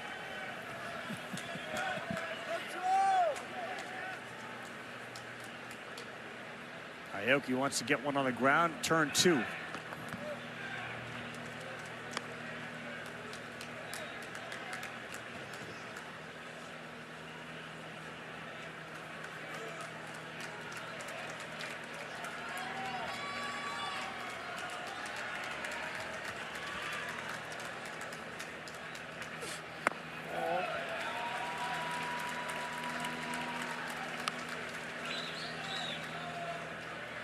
Well, you know Oklahoma wants to try to push the envelope offensively, and they know what their hitters don't swing at, and that Aoki's going to spin the ball. So he likes the curveball against Gamble. He started him off with a first pitch curveball. He's probably going to try to finish him with the curveball. To me, in a 2-2 count right here is a great time to steal. You get that big, slow curveball, it makes stealing second base a lot easier. 2-2, 6 of 8 on the season. Willits, not a big lead. Here it comes. He stays put. Swing and a miss. Strike 3 against Gamble. Now, boys, Florida State in the house because Kevin Cash and his Rays getting set to take on the Dodgers. That follows us tonight. Stay tuned for the MLB action. That's tonight, 10 Eastern time on ESPN. You can stream it on the ESPN app. Boog Sciambi and David Ross will have the call for you. Nick Martinez, Eric Lauer on the mound. Mookie Betts starting to warm up for the Dodgers. That game will follow us with 1 out. Here is the other home run hitter, Brendan Brock. It's really an interesting thing, Kate, because you know Wes knows. He knows what your hitters struggle with, right? So if you're a base-stealing team and you get in those leverage counts, you can use that against him from a standpoint of trying to take bases, right? Yeah, when he gets 2 strikes. 2 strikes on the guys that don't handle the curveball, you know there's a pretty good chance they're going to see one. Or the split, or, you know, whatever that weapon is that you're pretty sure Wes is going to try to exploit. And just a little surprised they didn't pull the trigger right there, but Aoki just continues to hang in there, fellas. It's incredible to watch him manipulate the ball. Just a true throwback guy.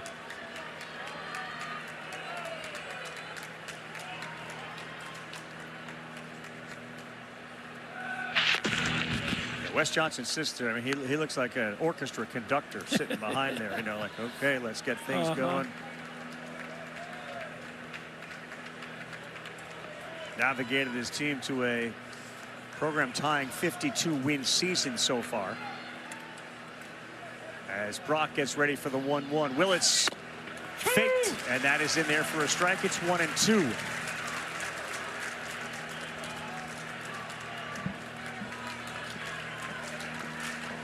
So Mercurius stretching, anticipating very much to go out there for the 7th inning. Next one to Brock. He chases, and Aoki calmly picks up another strikeout. That's his 4th, and all have come in the last couple of innings. It seems like the vast majority have come on that pitch, too. It is, you know, the OU approach, try to force it up, which is easy to see, and you can see that release where he just kicks that middle finger off, and it gives it that movement that looks more like a split as a bunch it down right at the last minute. Gyros a little bit to get him more sync as it goes to home plate. Now back-to-back punch outs. And now Desan Harris. 0 for 2. Strike 1. For people that are watching and see that, yeah, it looks like a splitter or knuckleball. How hard is that to throw? It seemingly didn't exist until a couple of years ago. I mean, guys have realized they do it with guys that have a hard time getting out and really pronate and getting over the top of a changeup, and you can kind of cheat by kicking that middle finger or index finger at release, but it gives it the same movement as a split. It's a very effective pitch. Oh, yeah. And it's not only that it wasn't around, it seems like everybody now has some version of it. It's popular now, that's for sure, and it's popular because it works.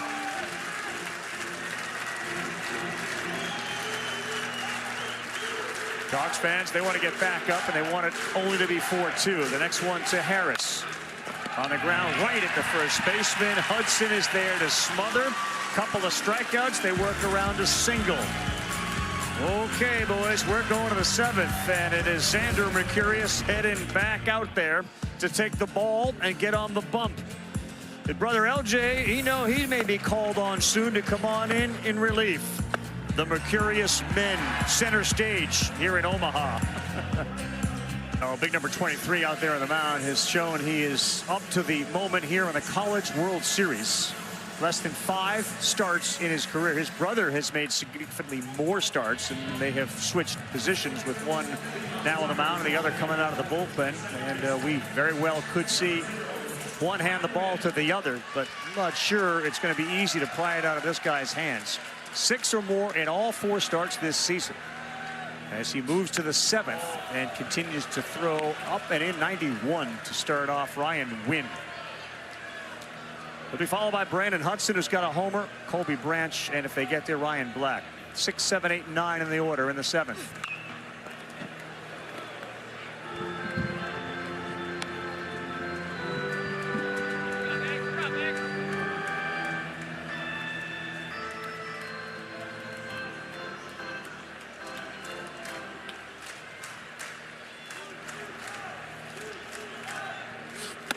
That's high, 2-1. LJ Mercurius has made 19 appearances, and 12 of those were starts. He threw a complete game. His ERA is 4.83 and 72 2/3. So he is still warming as Xander throws. That's the call he gets. It's 2-2 right at the letters.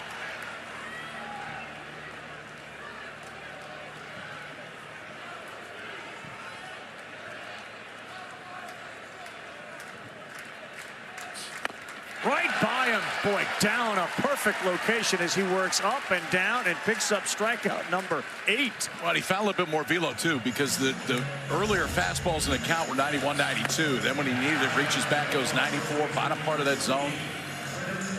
That's a fastball that just stays right there and has plenty of carry. That high carry fastball at the bottom part of the zone still works. You just can't miss in the middle. The longest of his career has been the best of his career, and a get-ahead strike.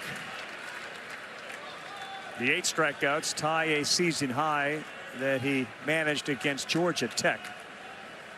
He has struck out 4 of the last 5. Somebody is warm right now. Outside of Hudson.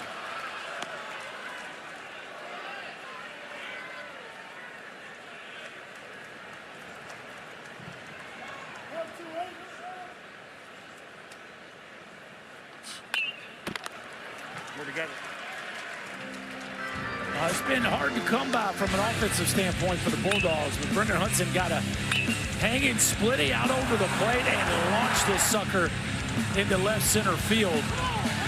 A couple solo homers is all they have, but this is a club that always has a puncher's chance late. They may not against Mercurius. Another one by Hudson. 9 strikeouts. And 4 in a row. And just when he thought at the beginning of this inning that stuff may be ticking down a little bit. He saw his brother and said, not so fast. Start reading again. I'm going to be out here for a little bit. 95 elevated this time to get Hudson, who took him deep last time. Punched out the last 2 in the 6th. Now the first 2 in the 7th. Awfully impressive. Colby Branch has already struck out. That's ball 1. So again, you just kind of look back on the decision that Johnson made. His mom and dad have loved every second of this. Mercurius, when he found out he was going to go, he said, look, they got a lot of big guys on there, big dogs, and something I've never faced before. And then he said, I can't wait. Honestly, it's going to be great. And he's been pretty close to great. It is an interesting dilemma. You're about to flip the lineup. You're at a part now where you're getting as far as he's pitched in a game, or from an inning standpoint, the farthest he has, longest all season long. And LJ in the bullpen has been their best guy in the postseason. Yeah. So it is an interesting dilemma. Now, something tells me Skip's not going to overthink it until this kid has a hiccup, but it is tough to not give the ball to LJ right now, as good as he's been in the postseason.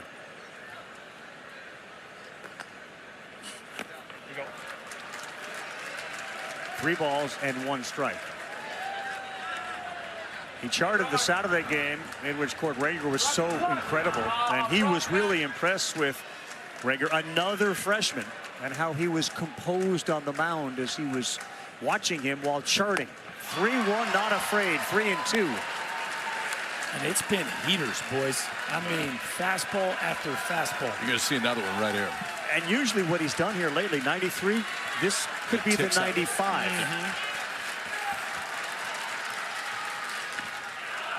Yeah, it was 94, but it was down. That's a walk, and it brings the tying run to the plate in the 9-hole hitter, Ryan Black.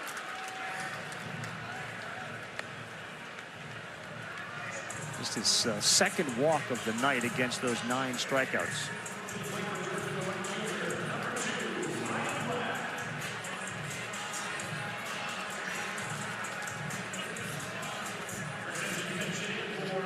Looks like they're going to pinch hit for Ryan Black. Oriach.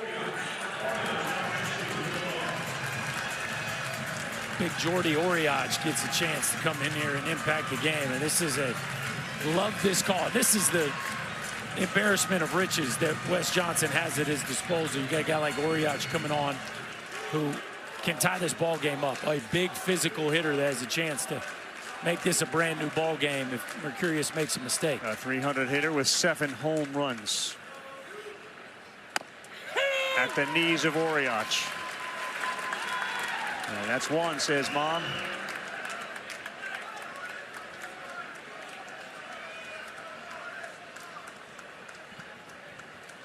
May 11th came off the bench, 2 homers. Oriach got one to hit there, but no, it's 0-2. And that's 2, says Mom.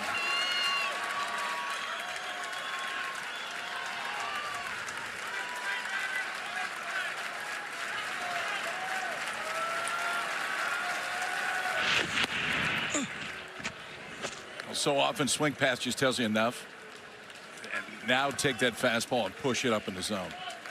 You got to dare Oriach not to swing at it up there. 9 strikeouts. One more here will be 10. He got jammed. Boy, good location again. There was no way for the big fella to get those arms extended.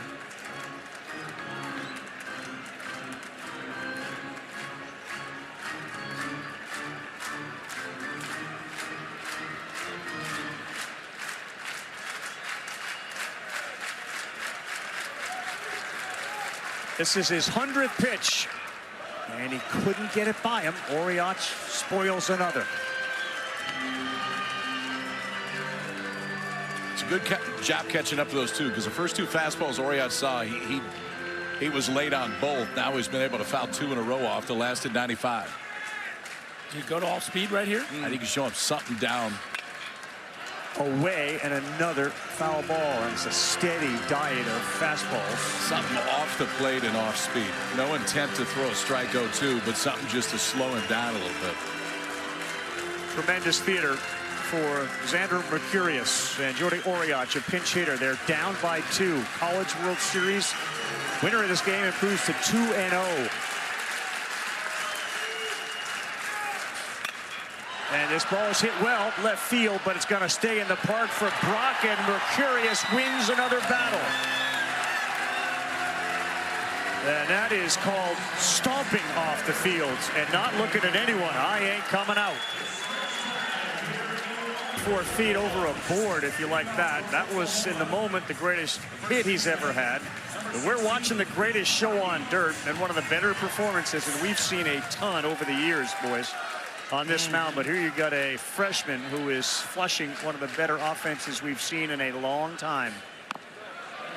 And he certainly looks like he is preparing himself to come back out. Yep, he certainly didn't look done. He's in that mode. It doesn't appear that they have told him he's not in the game. I just don't know if you would run him back out there to face the top of the order, because that's who's due up for Georgia. Well, here's Taki. I think it might make you wonder what your appetite to get in a fist fight is. That's what it feels like.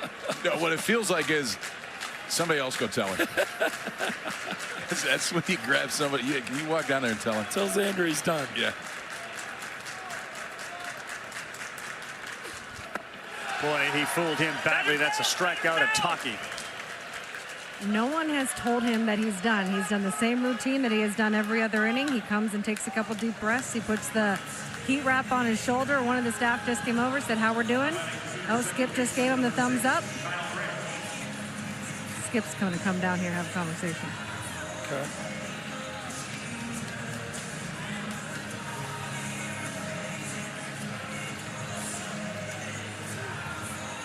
KP, would he tell him, "Hey, man, it's your game still, but if somebody gets on, we're going to get you"?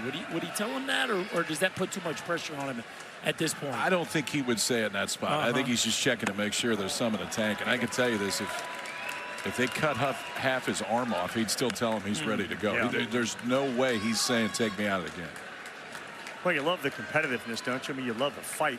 Well, and there becomes the balance between coach and player. Is yes, that's what you want. You want the guy that looks you in the eye and says, "You're not taking me out of this game." What are your eyes telling you? And I think that's going to be the biggest thing if he heads back out there for the 8th, because you're facing some dudes. Is the 1-run game versus 2-run game versus 3-run change you're thinking? I think it does a little bit, but you are facing a team that as soon as somebody gets on, everybody in the lineup can tie it up, right? And DJ is up second. He has had a ton of success against him tonight, but it's still the most dangerous hitter in college baseball. Right. And so it just takes one. This is why these head coaches get paid the big bucks. 2-1, got a call and a close one. That's a little high, 3-1, and Aoki may be tiring a little bit. As he's starting to get close to 100 pitches. The other thing that could change the equation, Oklahoma scores a couple more runs. Top of the order is due up after Kyle Branch. There's one out. That ball is tagged. Whew. Okay. 3-2.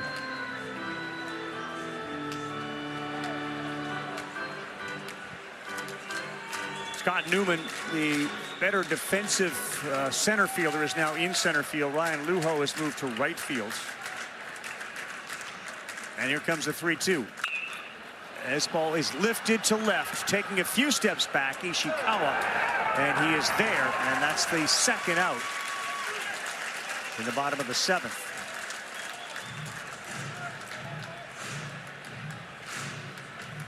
And now for the 4th time, Aoki is going to face Jason Walk, who has got him twice, double and a single.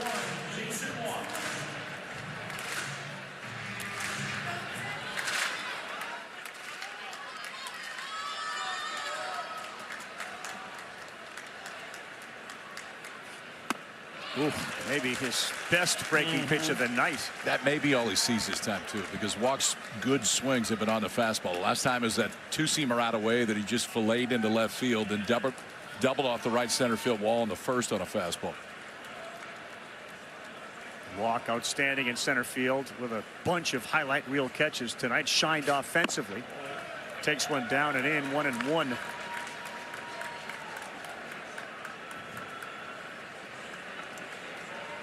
Mark Armento, our researcher, brings up a good point. Just you got to go back to that first inning and how that error looms large in this game.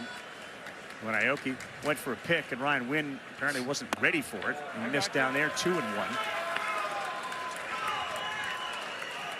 Nope. Thought bubble not coming out.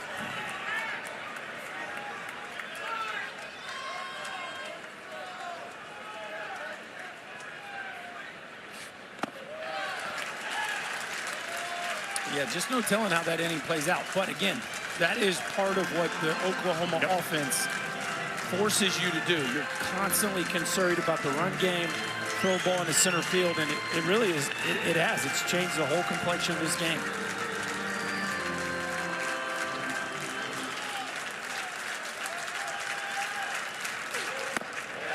Ooh.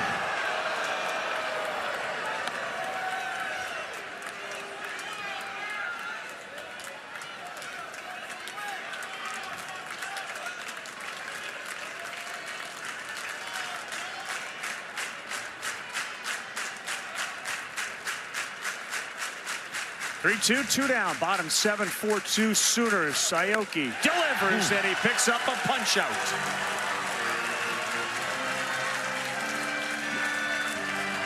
Well, it gets no better than this. Xander Mercurius going back to the mound against the best offense in college baseball. Offense in college baseball tonight, and now walks out there in the 8th inning with a 2-run lead.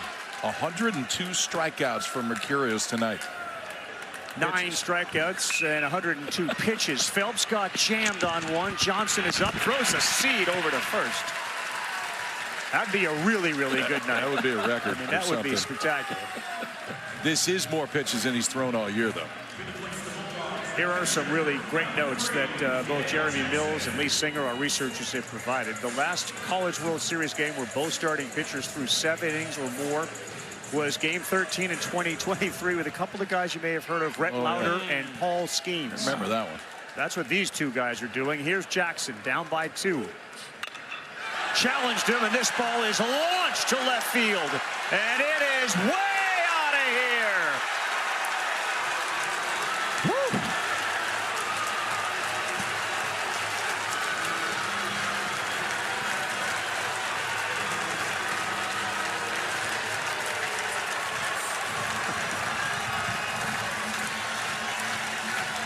The Rhino is in the building with a 446-foot blast. It's a one-run game. DJ took that one personal, boys. He got blown away with 3 heaters last day, B. Not this time. That's what it looks like to be ready for a fastball. And I think he let out a little bit of frustration right there. You're not seeing a lot of smiles. You love the fight, you love the challenge, but that was just one too many against Daniel Jackson, who he had struck out twice. And Skip Johnson makes his way to the mound.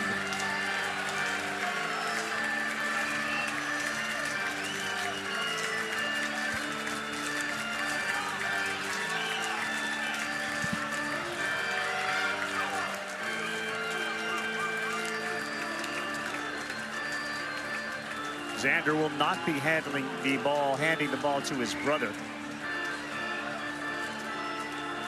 But he's going to get a hell of an ovation when he comes off this field for what he just did. 3 solo homers were it.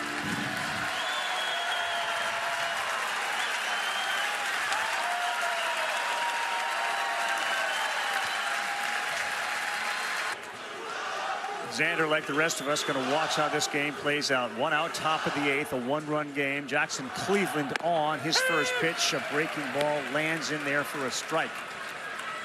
25th appearance for Cleveland ties him for the team lead with Jason Bowden. He's been a journeyman as a collegiate North Central Texas Lamar University to the University of Miami. 0-1, and that one was hung in the middle, but it's fouled straight off by Ryan Lujo. Kind of been the anointed closer. 8 saves as tops on this Oklahoma team. It's a low 90s fastball. 2 different breaking balls. You can see him gripping that split. He doesn't throw it a ton. Not a giant amount of swing and miss for a closer when he comes in, as the freshman looks on. Leaves with a 1-run lead. On an 0-2. And a liner into left field. He watches it. He thinks about 2. He puts the brakes on. Lujo is aboard, and the go-ahead run is coming up. So, boys, if you go back to DJ's previous at-bat, he gets blown away with a heater, and Mr. Mercurius had a little something extra at the end of it. And I don't think DJ forgot that. He goes up there and ambushes a first pitch heater. And you talk, that's the old school Scotty Rowland right there. Yeah. Put your head down. I know where that one ends up. Some frustration let out, and DJ wins the last round in that fight. But Xander had a couple wins himself. He did. He had plenty of wins tonight. Pinch hitter is Jack Arcamone. 449 for Langford, man. 447 since 2023. I mentioned the number of comebacks that we've seen from the Bulldogs. And Arcamone, who's got 4 homers, hits .321, steps in.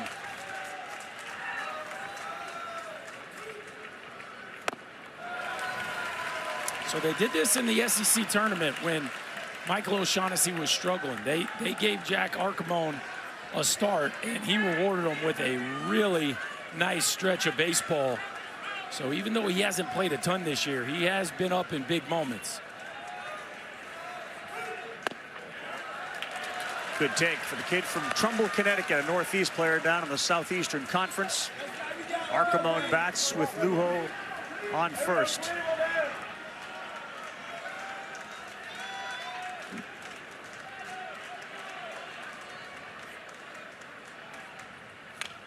Hanger slow roller pulled foul.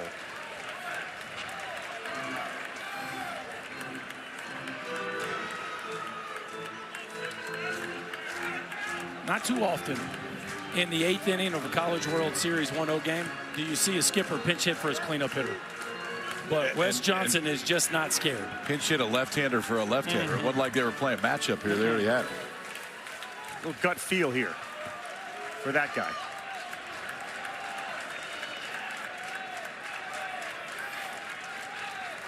Cleveland ready, comes with it. This ball is lifted up in the air on the infield.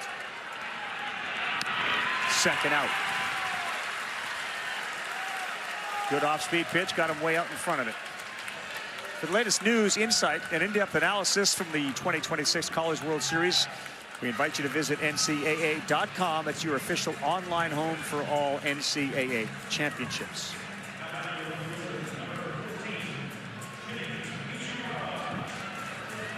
Now Ishikawa. Luho's got 13 stolen bases. This is a terrific bat-to-ball guy. Mercurius struck him out the last time. Ishikawa had a single and a homer his first time up, and he looks at a strike one.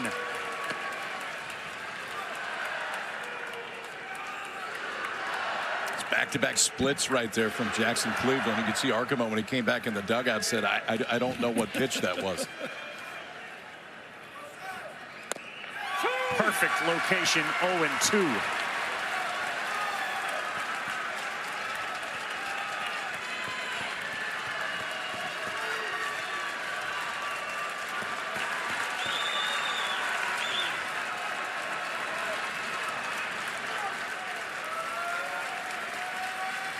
Very good two-strike hitter.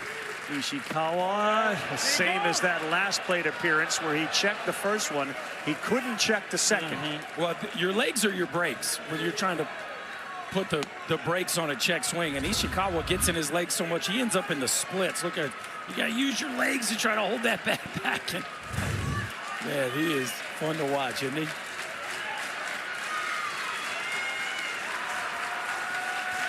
Cleveland trying to get out of here. Down.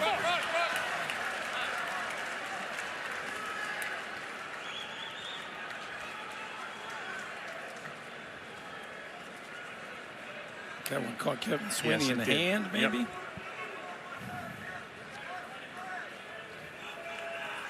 So he took a walk to kind of give himself a little break. I think I may have caught him on the left hand. He's flexing it.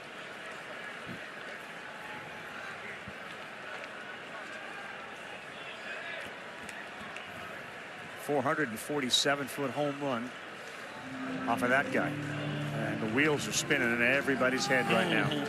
Team's trying to go 2-0, get the upper hand in this College World Series. Fantastic battle tonight.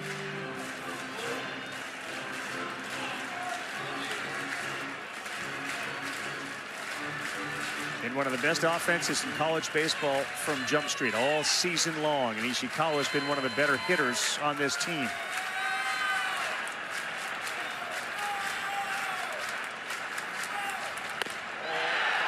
Close. What a good job by LeChance, the Canadian, behind the plate to try to frame it, but he didn't get it.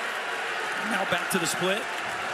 You would think. I think they're trying to elevate fastball right there for two reasons. One, see if he can get some chase, but two, elevate the eyes a little bit. He has leaned on that split since he's come in. The outfield is very deep. Next one. That's too high. It gets by. And to second and staying there. A recovery by LeChance. Luho looked, but he is staying at second. And that was the split, and that one just squirted out of his hand. Yeah, I think that's one of those two. You try to throw the daylights out of it, and it just slips out of your fingers when you go. And that it's not easy for a catcher to catch because you don't catch that pitch very often. That's the one that flutters on them when they get. You can see release and that side-to-side split spin. It's just not a spot that LeChance has to go try to corral one very often.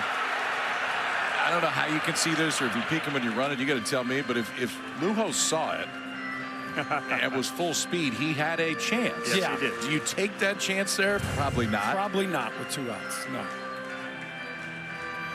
Which sets the stage for Ryan Wynn, who is 1 for 3 with a double. He is one of the better hitters on the team with runners in scoring position with a .419 average, 18 for 43. In fact, he is the best by average hitter on this team with runners in scoring position. Luho is the tying run at second base.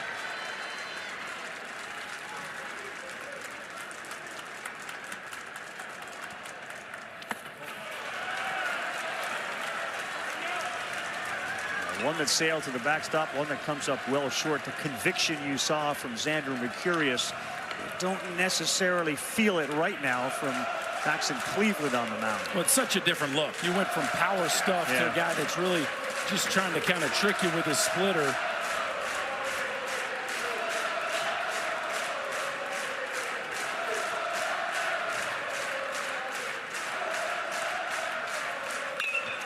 This one is to right. This is deep. Back goes Harris. He's at the track. He stops, and he makes the play to end the threat. But we head to the bottom of the 8th, and we got ourselves a dandy tonight. 4-3 Oklahoma. Stay with us, folks. There's a couple more chapters left in this one. The Rhino makes it a one-run game. Daniel Jackson, 447 feet. Horns are out, tarps are off, and we are locked to the bottom of the 8th. This ball is lifted to left field. Camden Johnson, nope, into the glove of Ishikawa, and Camden Johnson, the second hitter, is retired as Aoki comfortably into the 8th. And speaking of comfort. So think of all the things that Aoki's done for him tonight. One, he's given him a chance. He gets this far. The other thing is if they get beat, they're coming back in a day. And that bullpen with a day's rest. No, I'm saying they've used 2 pitchers. That's my point. Yeah. That's the bullpen has not thrown a pitch yet in this College World Series. Ball 1 to LaChance. Bottom of the 8th. Oklahoma jumped out to a 3-0 lead. Georgia got 1 back, and they immediately answered to make it 4-1. It was 4-2 in the 5th and 4-3 in the 8th. Big power at the plate in LaChance on a 1-0. It's 2-0.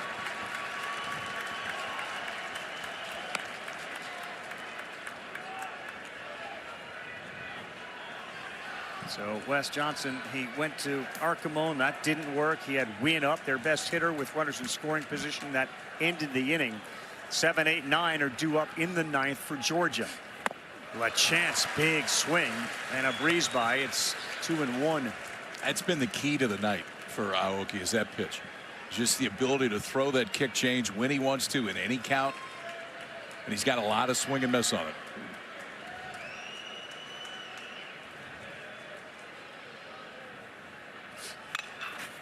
Beaten into the ground in the hole. Phelps has it. Fires. That's offline. Good effort over there by Hudson, but Phelps did not make an accurate throw on an acrobatic play. You got to know your runner. So I know you ran a long way for it, and I know you had to spin, but I think if he sets his feet after he spins, he throws LaChance out because, again, that's a big man playing on a bum wheel, and we know Trey Phelps has a flair for the dramatic, but we got to have an idea of who's getting down the line right there, and I think he rushed it without having mindfulness of the base runner.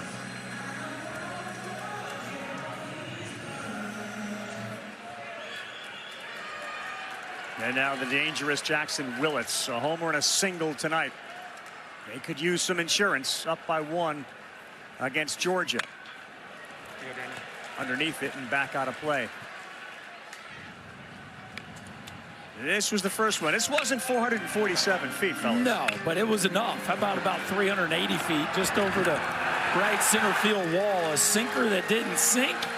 It gets hit into the seats, and the Sooners struck first, and boy, are they glad they did, clinging to a 1-run lead. How about a 424 batting average in the tournament?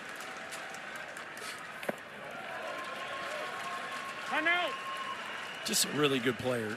Maybe not the budding superstar that his younger brother Eli appears to be, but it would not shock me in the least if Jackson Willits becomes a really nice player at the professional level. He checks all the boxes. Switch hitter, hits the best pitching. You know he can play in the middle of the infield. Great kid, phenomenal work ethic. The 1-1, that one was hanging up there, and he fouled it back. The coaching staff always talks about him too. There's just something about him, like they want him up. And he got that hit to tie the game at Georgia Tech before they end up walking him off with Taki in the next inning. But you take a poll of that dugout. Who do you want up when it matters the most? They're going to answer this. They're pretty comfortable right now.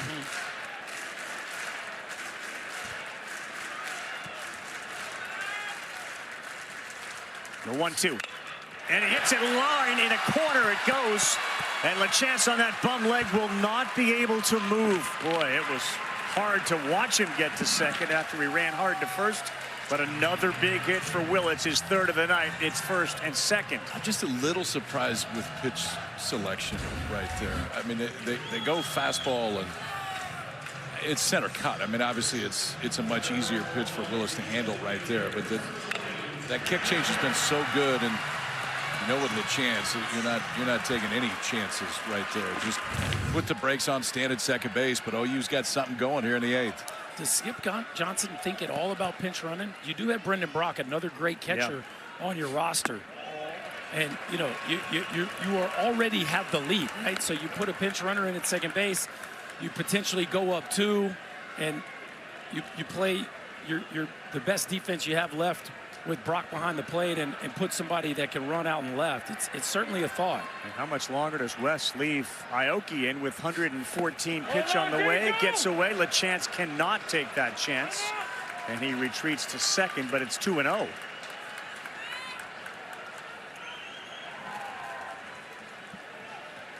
So Matt Scott has been up a couple of times now, throwing for Georgia in the pen.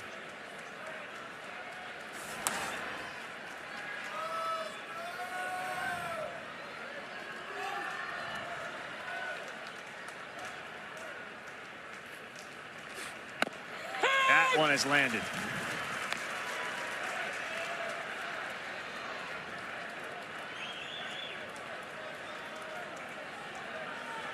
Georgia has turned 42 double plays this season. This would be one of the biggest ones all year if Aoki can get a ground ball off the bat at Gamble. Liner caught. They're going to get 2 because LeChance is off. It's the 43rd double play of the year. It came at the most opportune time. We're going to the 9th. Georgia down a run. You can take a big step to a dog pile by starting 2-0 in this World Series. All right, so here's the numbers. 10 wins when trailing by 3 or more. They've come from behind a bunch. They're 3-0, Georgia, in one-run games. Oklahoma 4-1 in one-run games. Hudson, then Branch, then Black. First pitch strike at 84.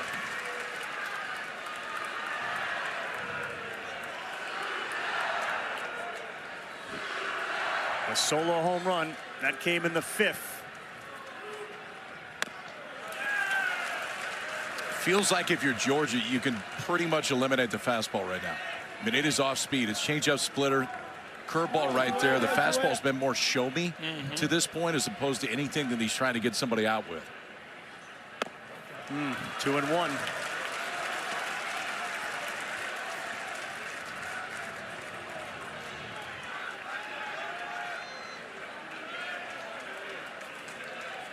Nobody cheering harder than Xander Mercurius as he watches a 2-1 right by him. Boy, 91 miles an hour down the middle. 2-2. I think that's what you get right there, KP. Probably sitting a little soft. Maybe not purely guessing, but certainly tardy on that heater. Yeah, 91 ran right by him. Defense sends 3 to the right side, expecting a ground ball from Hudson. They get it, but it finds a hole. They flooded with 3, and Brennan Hudson has got the leadoff man on in the 9th. All the stars in this lineup, it has been Brennan Hudson. Come up with hit after hit after hit. A couple more tonight. Leads this team in postseason batting average, and yet another clutch swing of the bat right there to get it started here, down a run in the 9th. Well, we started this evening talking about the brothers, the sets of brothers, the Mercurius brothers and the Branch brothers, and here is Colby.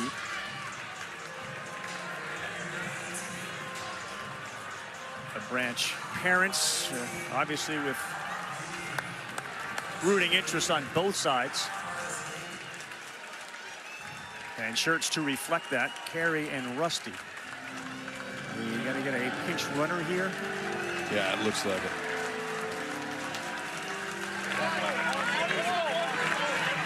Ty Peoples.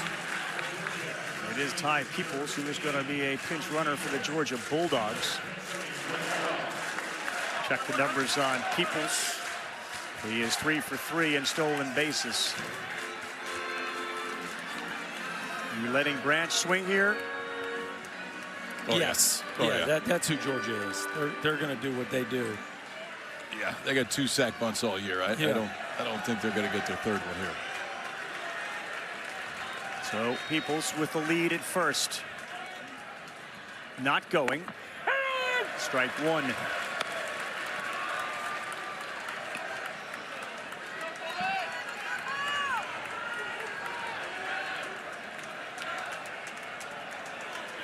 What do we do? We got one son on the field. We got one at the plate. And that is pulled foul, and Cleveland works ahead 0-2.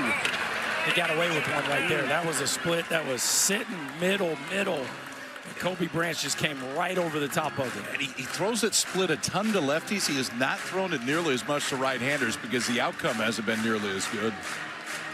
Branch a little bit out in front, now in an 0-2 hole. Cole Johnson's moved into the on-deck circle, was a pinch hitter. 0-2, Peoples doesn't go, sails high, a little more velocity at 93.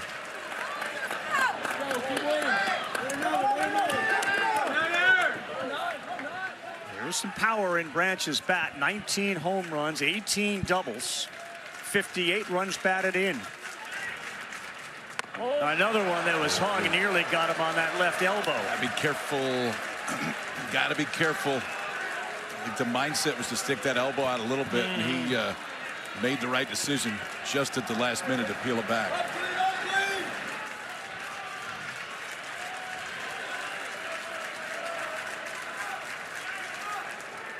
Oh, he got underneath it. A big strikeout there for Jackson Cleveland on one up in the zone. The dreaded mistake strikeout. Yeah, it's the slider that when you let it go, you're not real happy where it's going to end up. But I think it just fooled Branch. He was expecting that ball to come down a little bit in the zone. For Jackson Cleveland, giant spot right there. I mean, not exactly the way you wanted to do it, but the outcome is exactly what he wanted. So Ty Peoples stays at first base as the pinch runner. And they go with the pinch hitter, Cole Johnson. He is a freshman with .310 batting average on the year. Couple of homers, 13 runs batted in. Called strike one on the corner.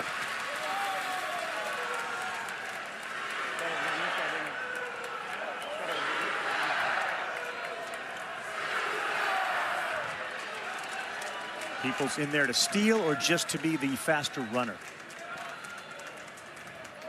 They're going to stay put. 0-1, 0-2.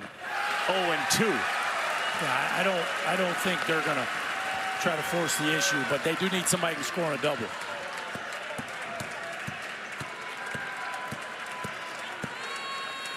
Jackson Cleveland came on in relief for Xander Mercurius as they try to land this one. The 0-2 is coming to the 9-hole hitter, Johnson.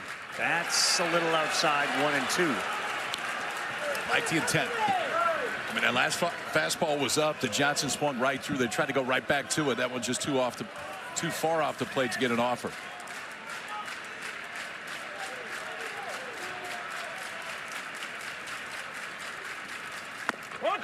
That did get him. He did not stick his arm out. It didn't appear. And now the tying run will move to second base.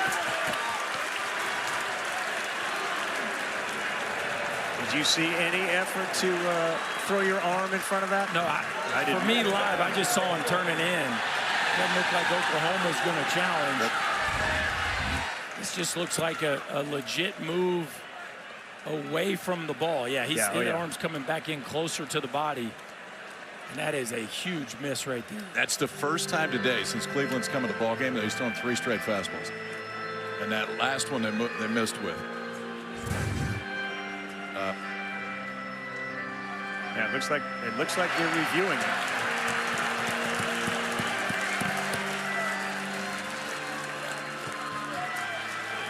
Scott, just to clarify, that this looked like an umpire review as opposed to a challenge. Did you see either one? There's no intent here. Right. This call is going to be confirmed. I did think they challenged it. I didn't see it. I didn't see it. Wouldn't they announce it, Scott, that there's a challenge? Yes. I think they're having a hard time with his microphone. That's the issue. So he may have said it. We may not have heard it. I just didn't see any movement on the Oklahoma dugout. Yeah, I got you. Reason for saying that is if you challenge it and you lose it, I think they're out. That's correct. In our game at this point, it's almost a moot point because they're going to go on anything close anyway. Okay. See if it's working. After video review, the call on the field of hit by pitch is confirmed.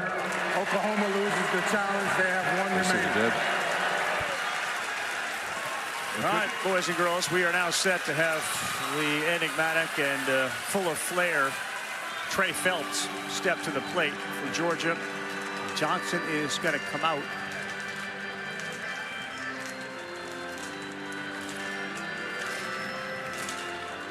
There's nobody moving in that bullpen like they're coming in the ball game right now. So I think this one is still Cleveland's to try to finish.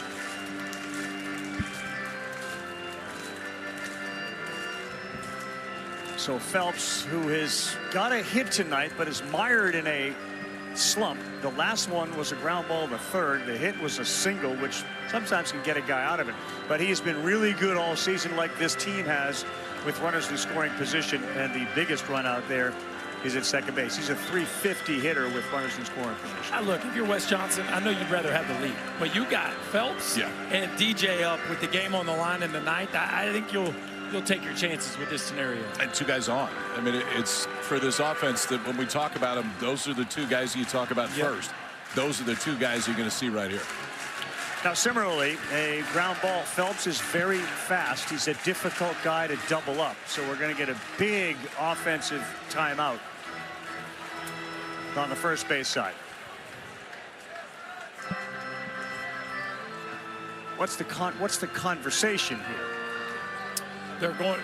I love how they do two different meetings here. Wes and Amirati talk to the base runners, and then Will Coggin talks to the hitters. So there's two different conversations.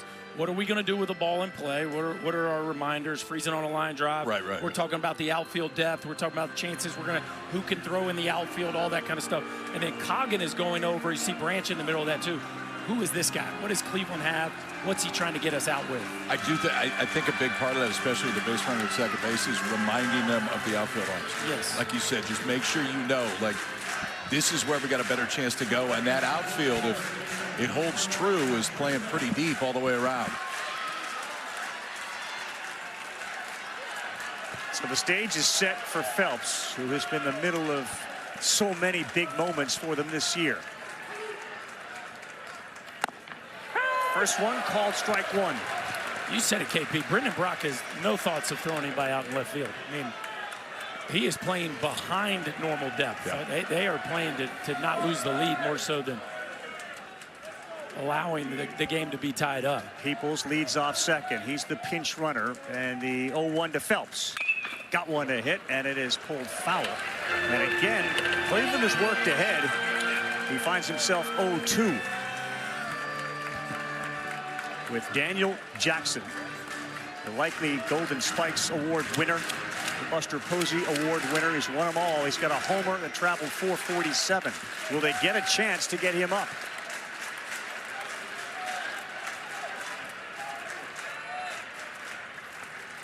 Cleveland's 0-2 strikes Phelps out.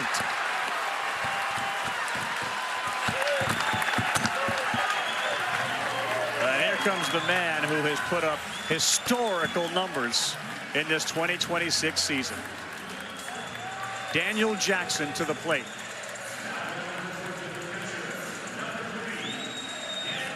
Is this any good? Yeah, this works. Come on now. That last fastball by Cleveland, too, that was his best of the night at 94. His last swing traveled 447 feet. He has 32 homers on the year. And the first pitch in the dirt, people stays at second base.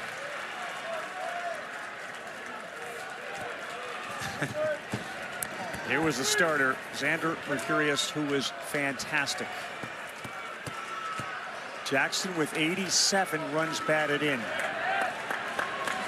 He needs one to tie this game up.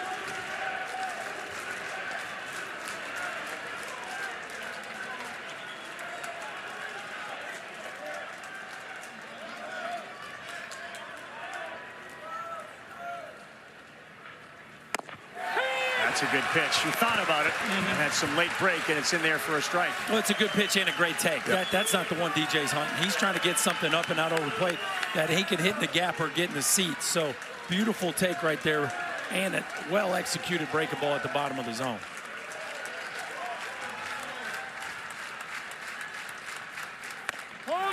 Inside, did he go? No, he didn't. It goes 2-1.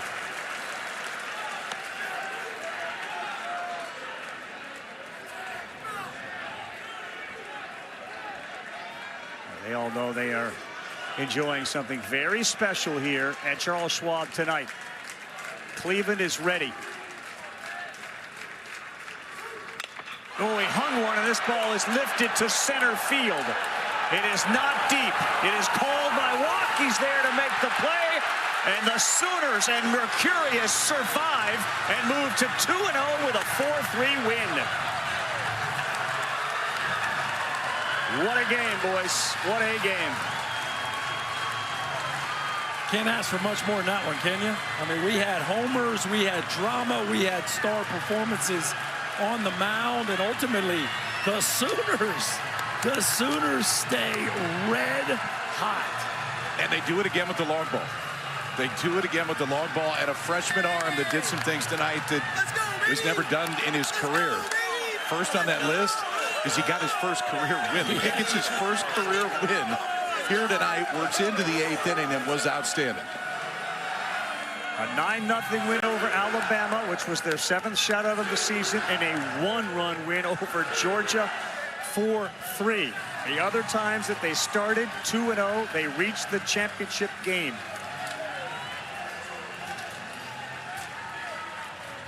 I don't think you can say enough about Xander Mercurius, and boy, how close was Jackson? Yeah. This thing is sitting there. This was not the best breaking ball Jackson Cleveland's ever thrown. He got lucky that it didn't break another couple inches, because DJ Swain, look at that look. He knows he missed it by a centimeter, and Oklahoma wiggles out of a really interesting one. And boys, we got Texas and Georgia tomorrow night. With the Sooners waiting for the winner. Yep.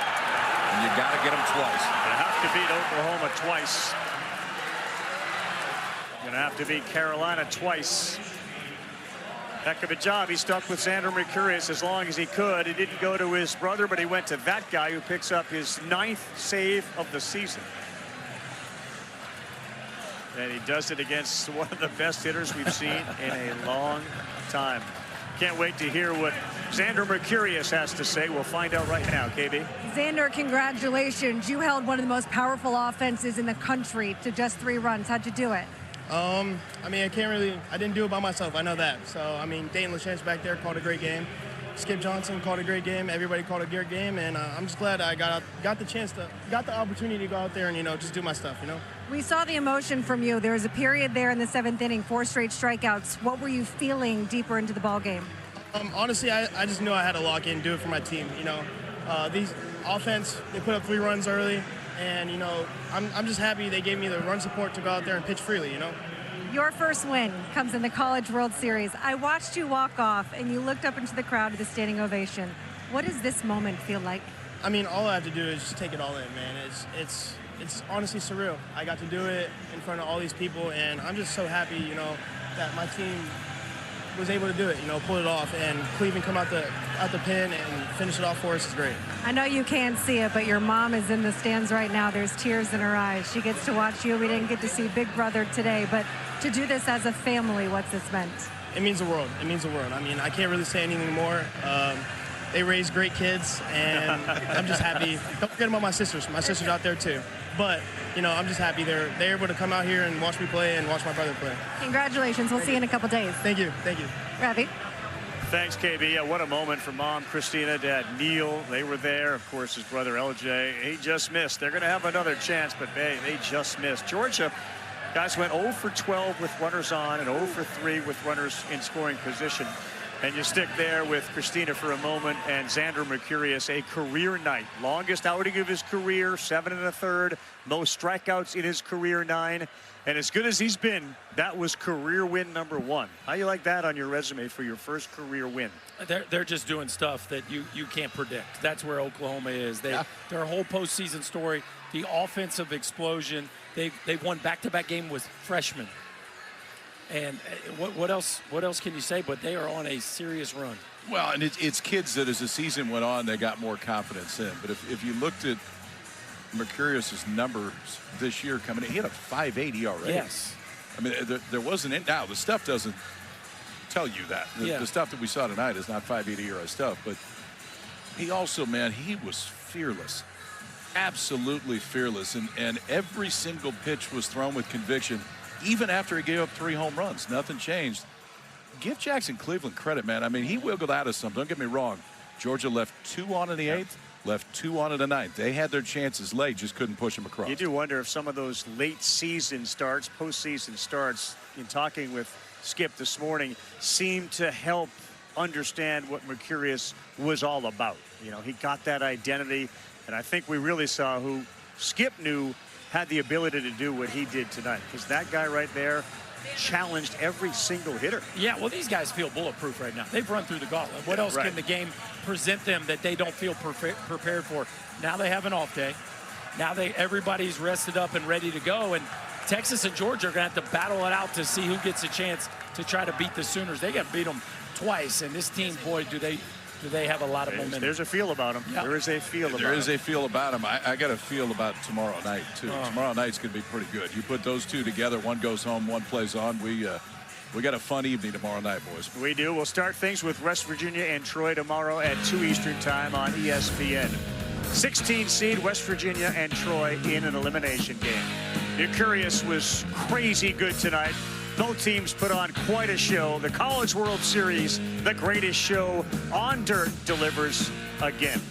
Say so long for our great crew, Bill Palladino and Jeff Evers in the truck, and the entire crew supporting them. For Kyle Peterson, Chris Burke, Chris Budden, I'm Carl Rabbit saying so long. It's now time for Major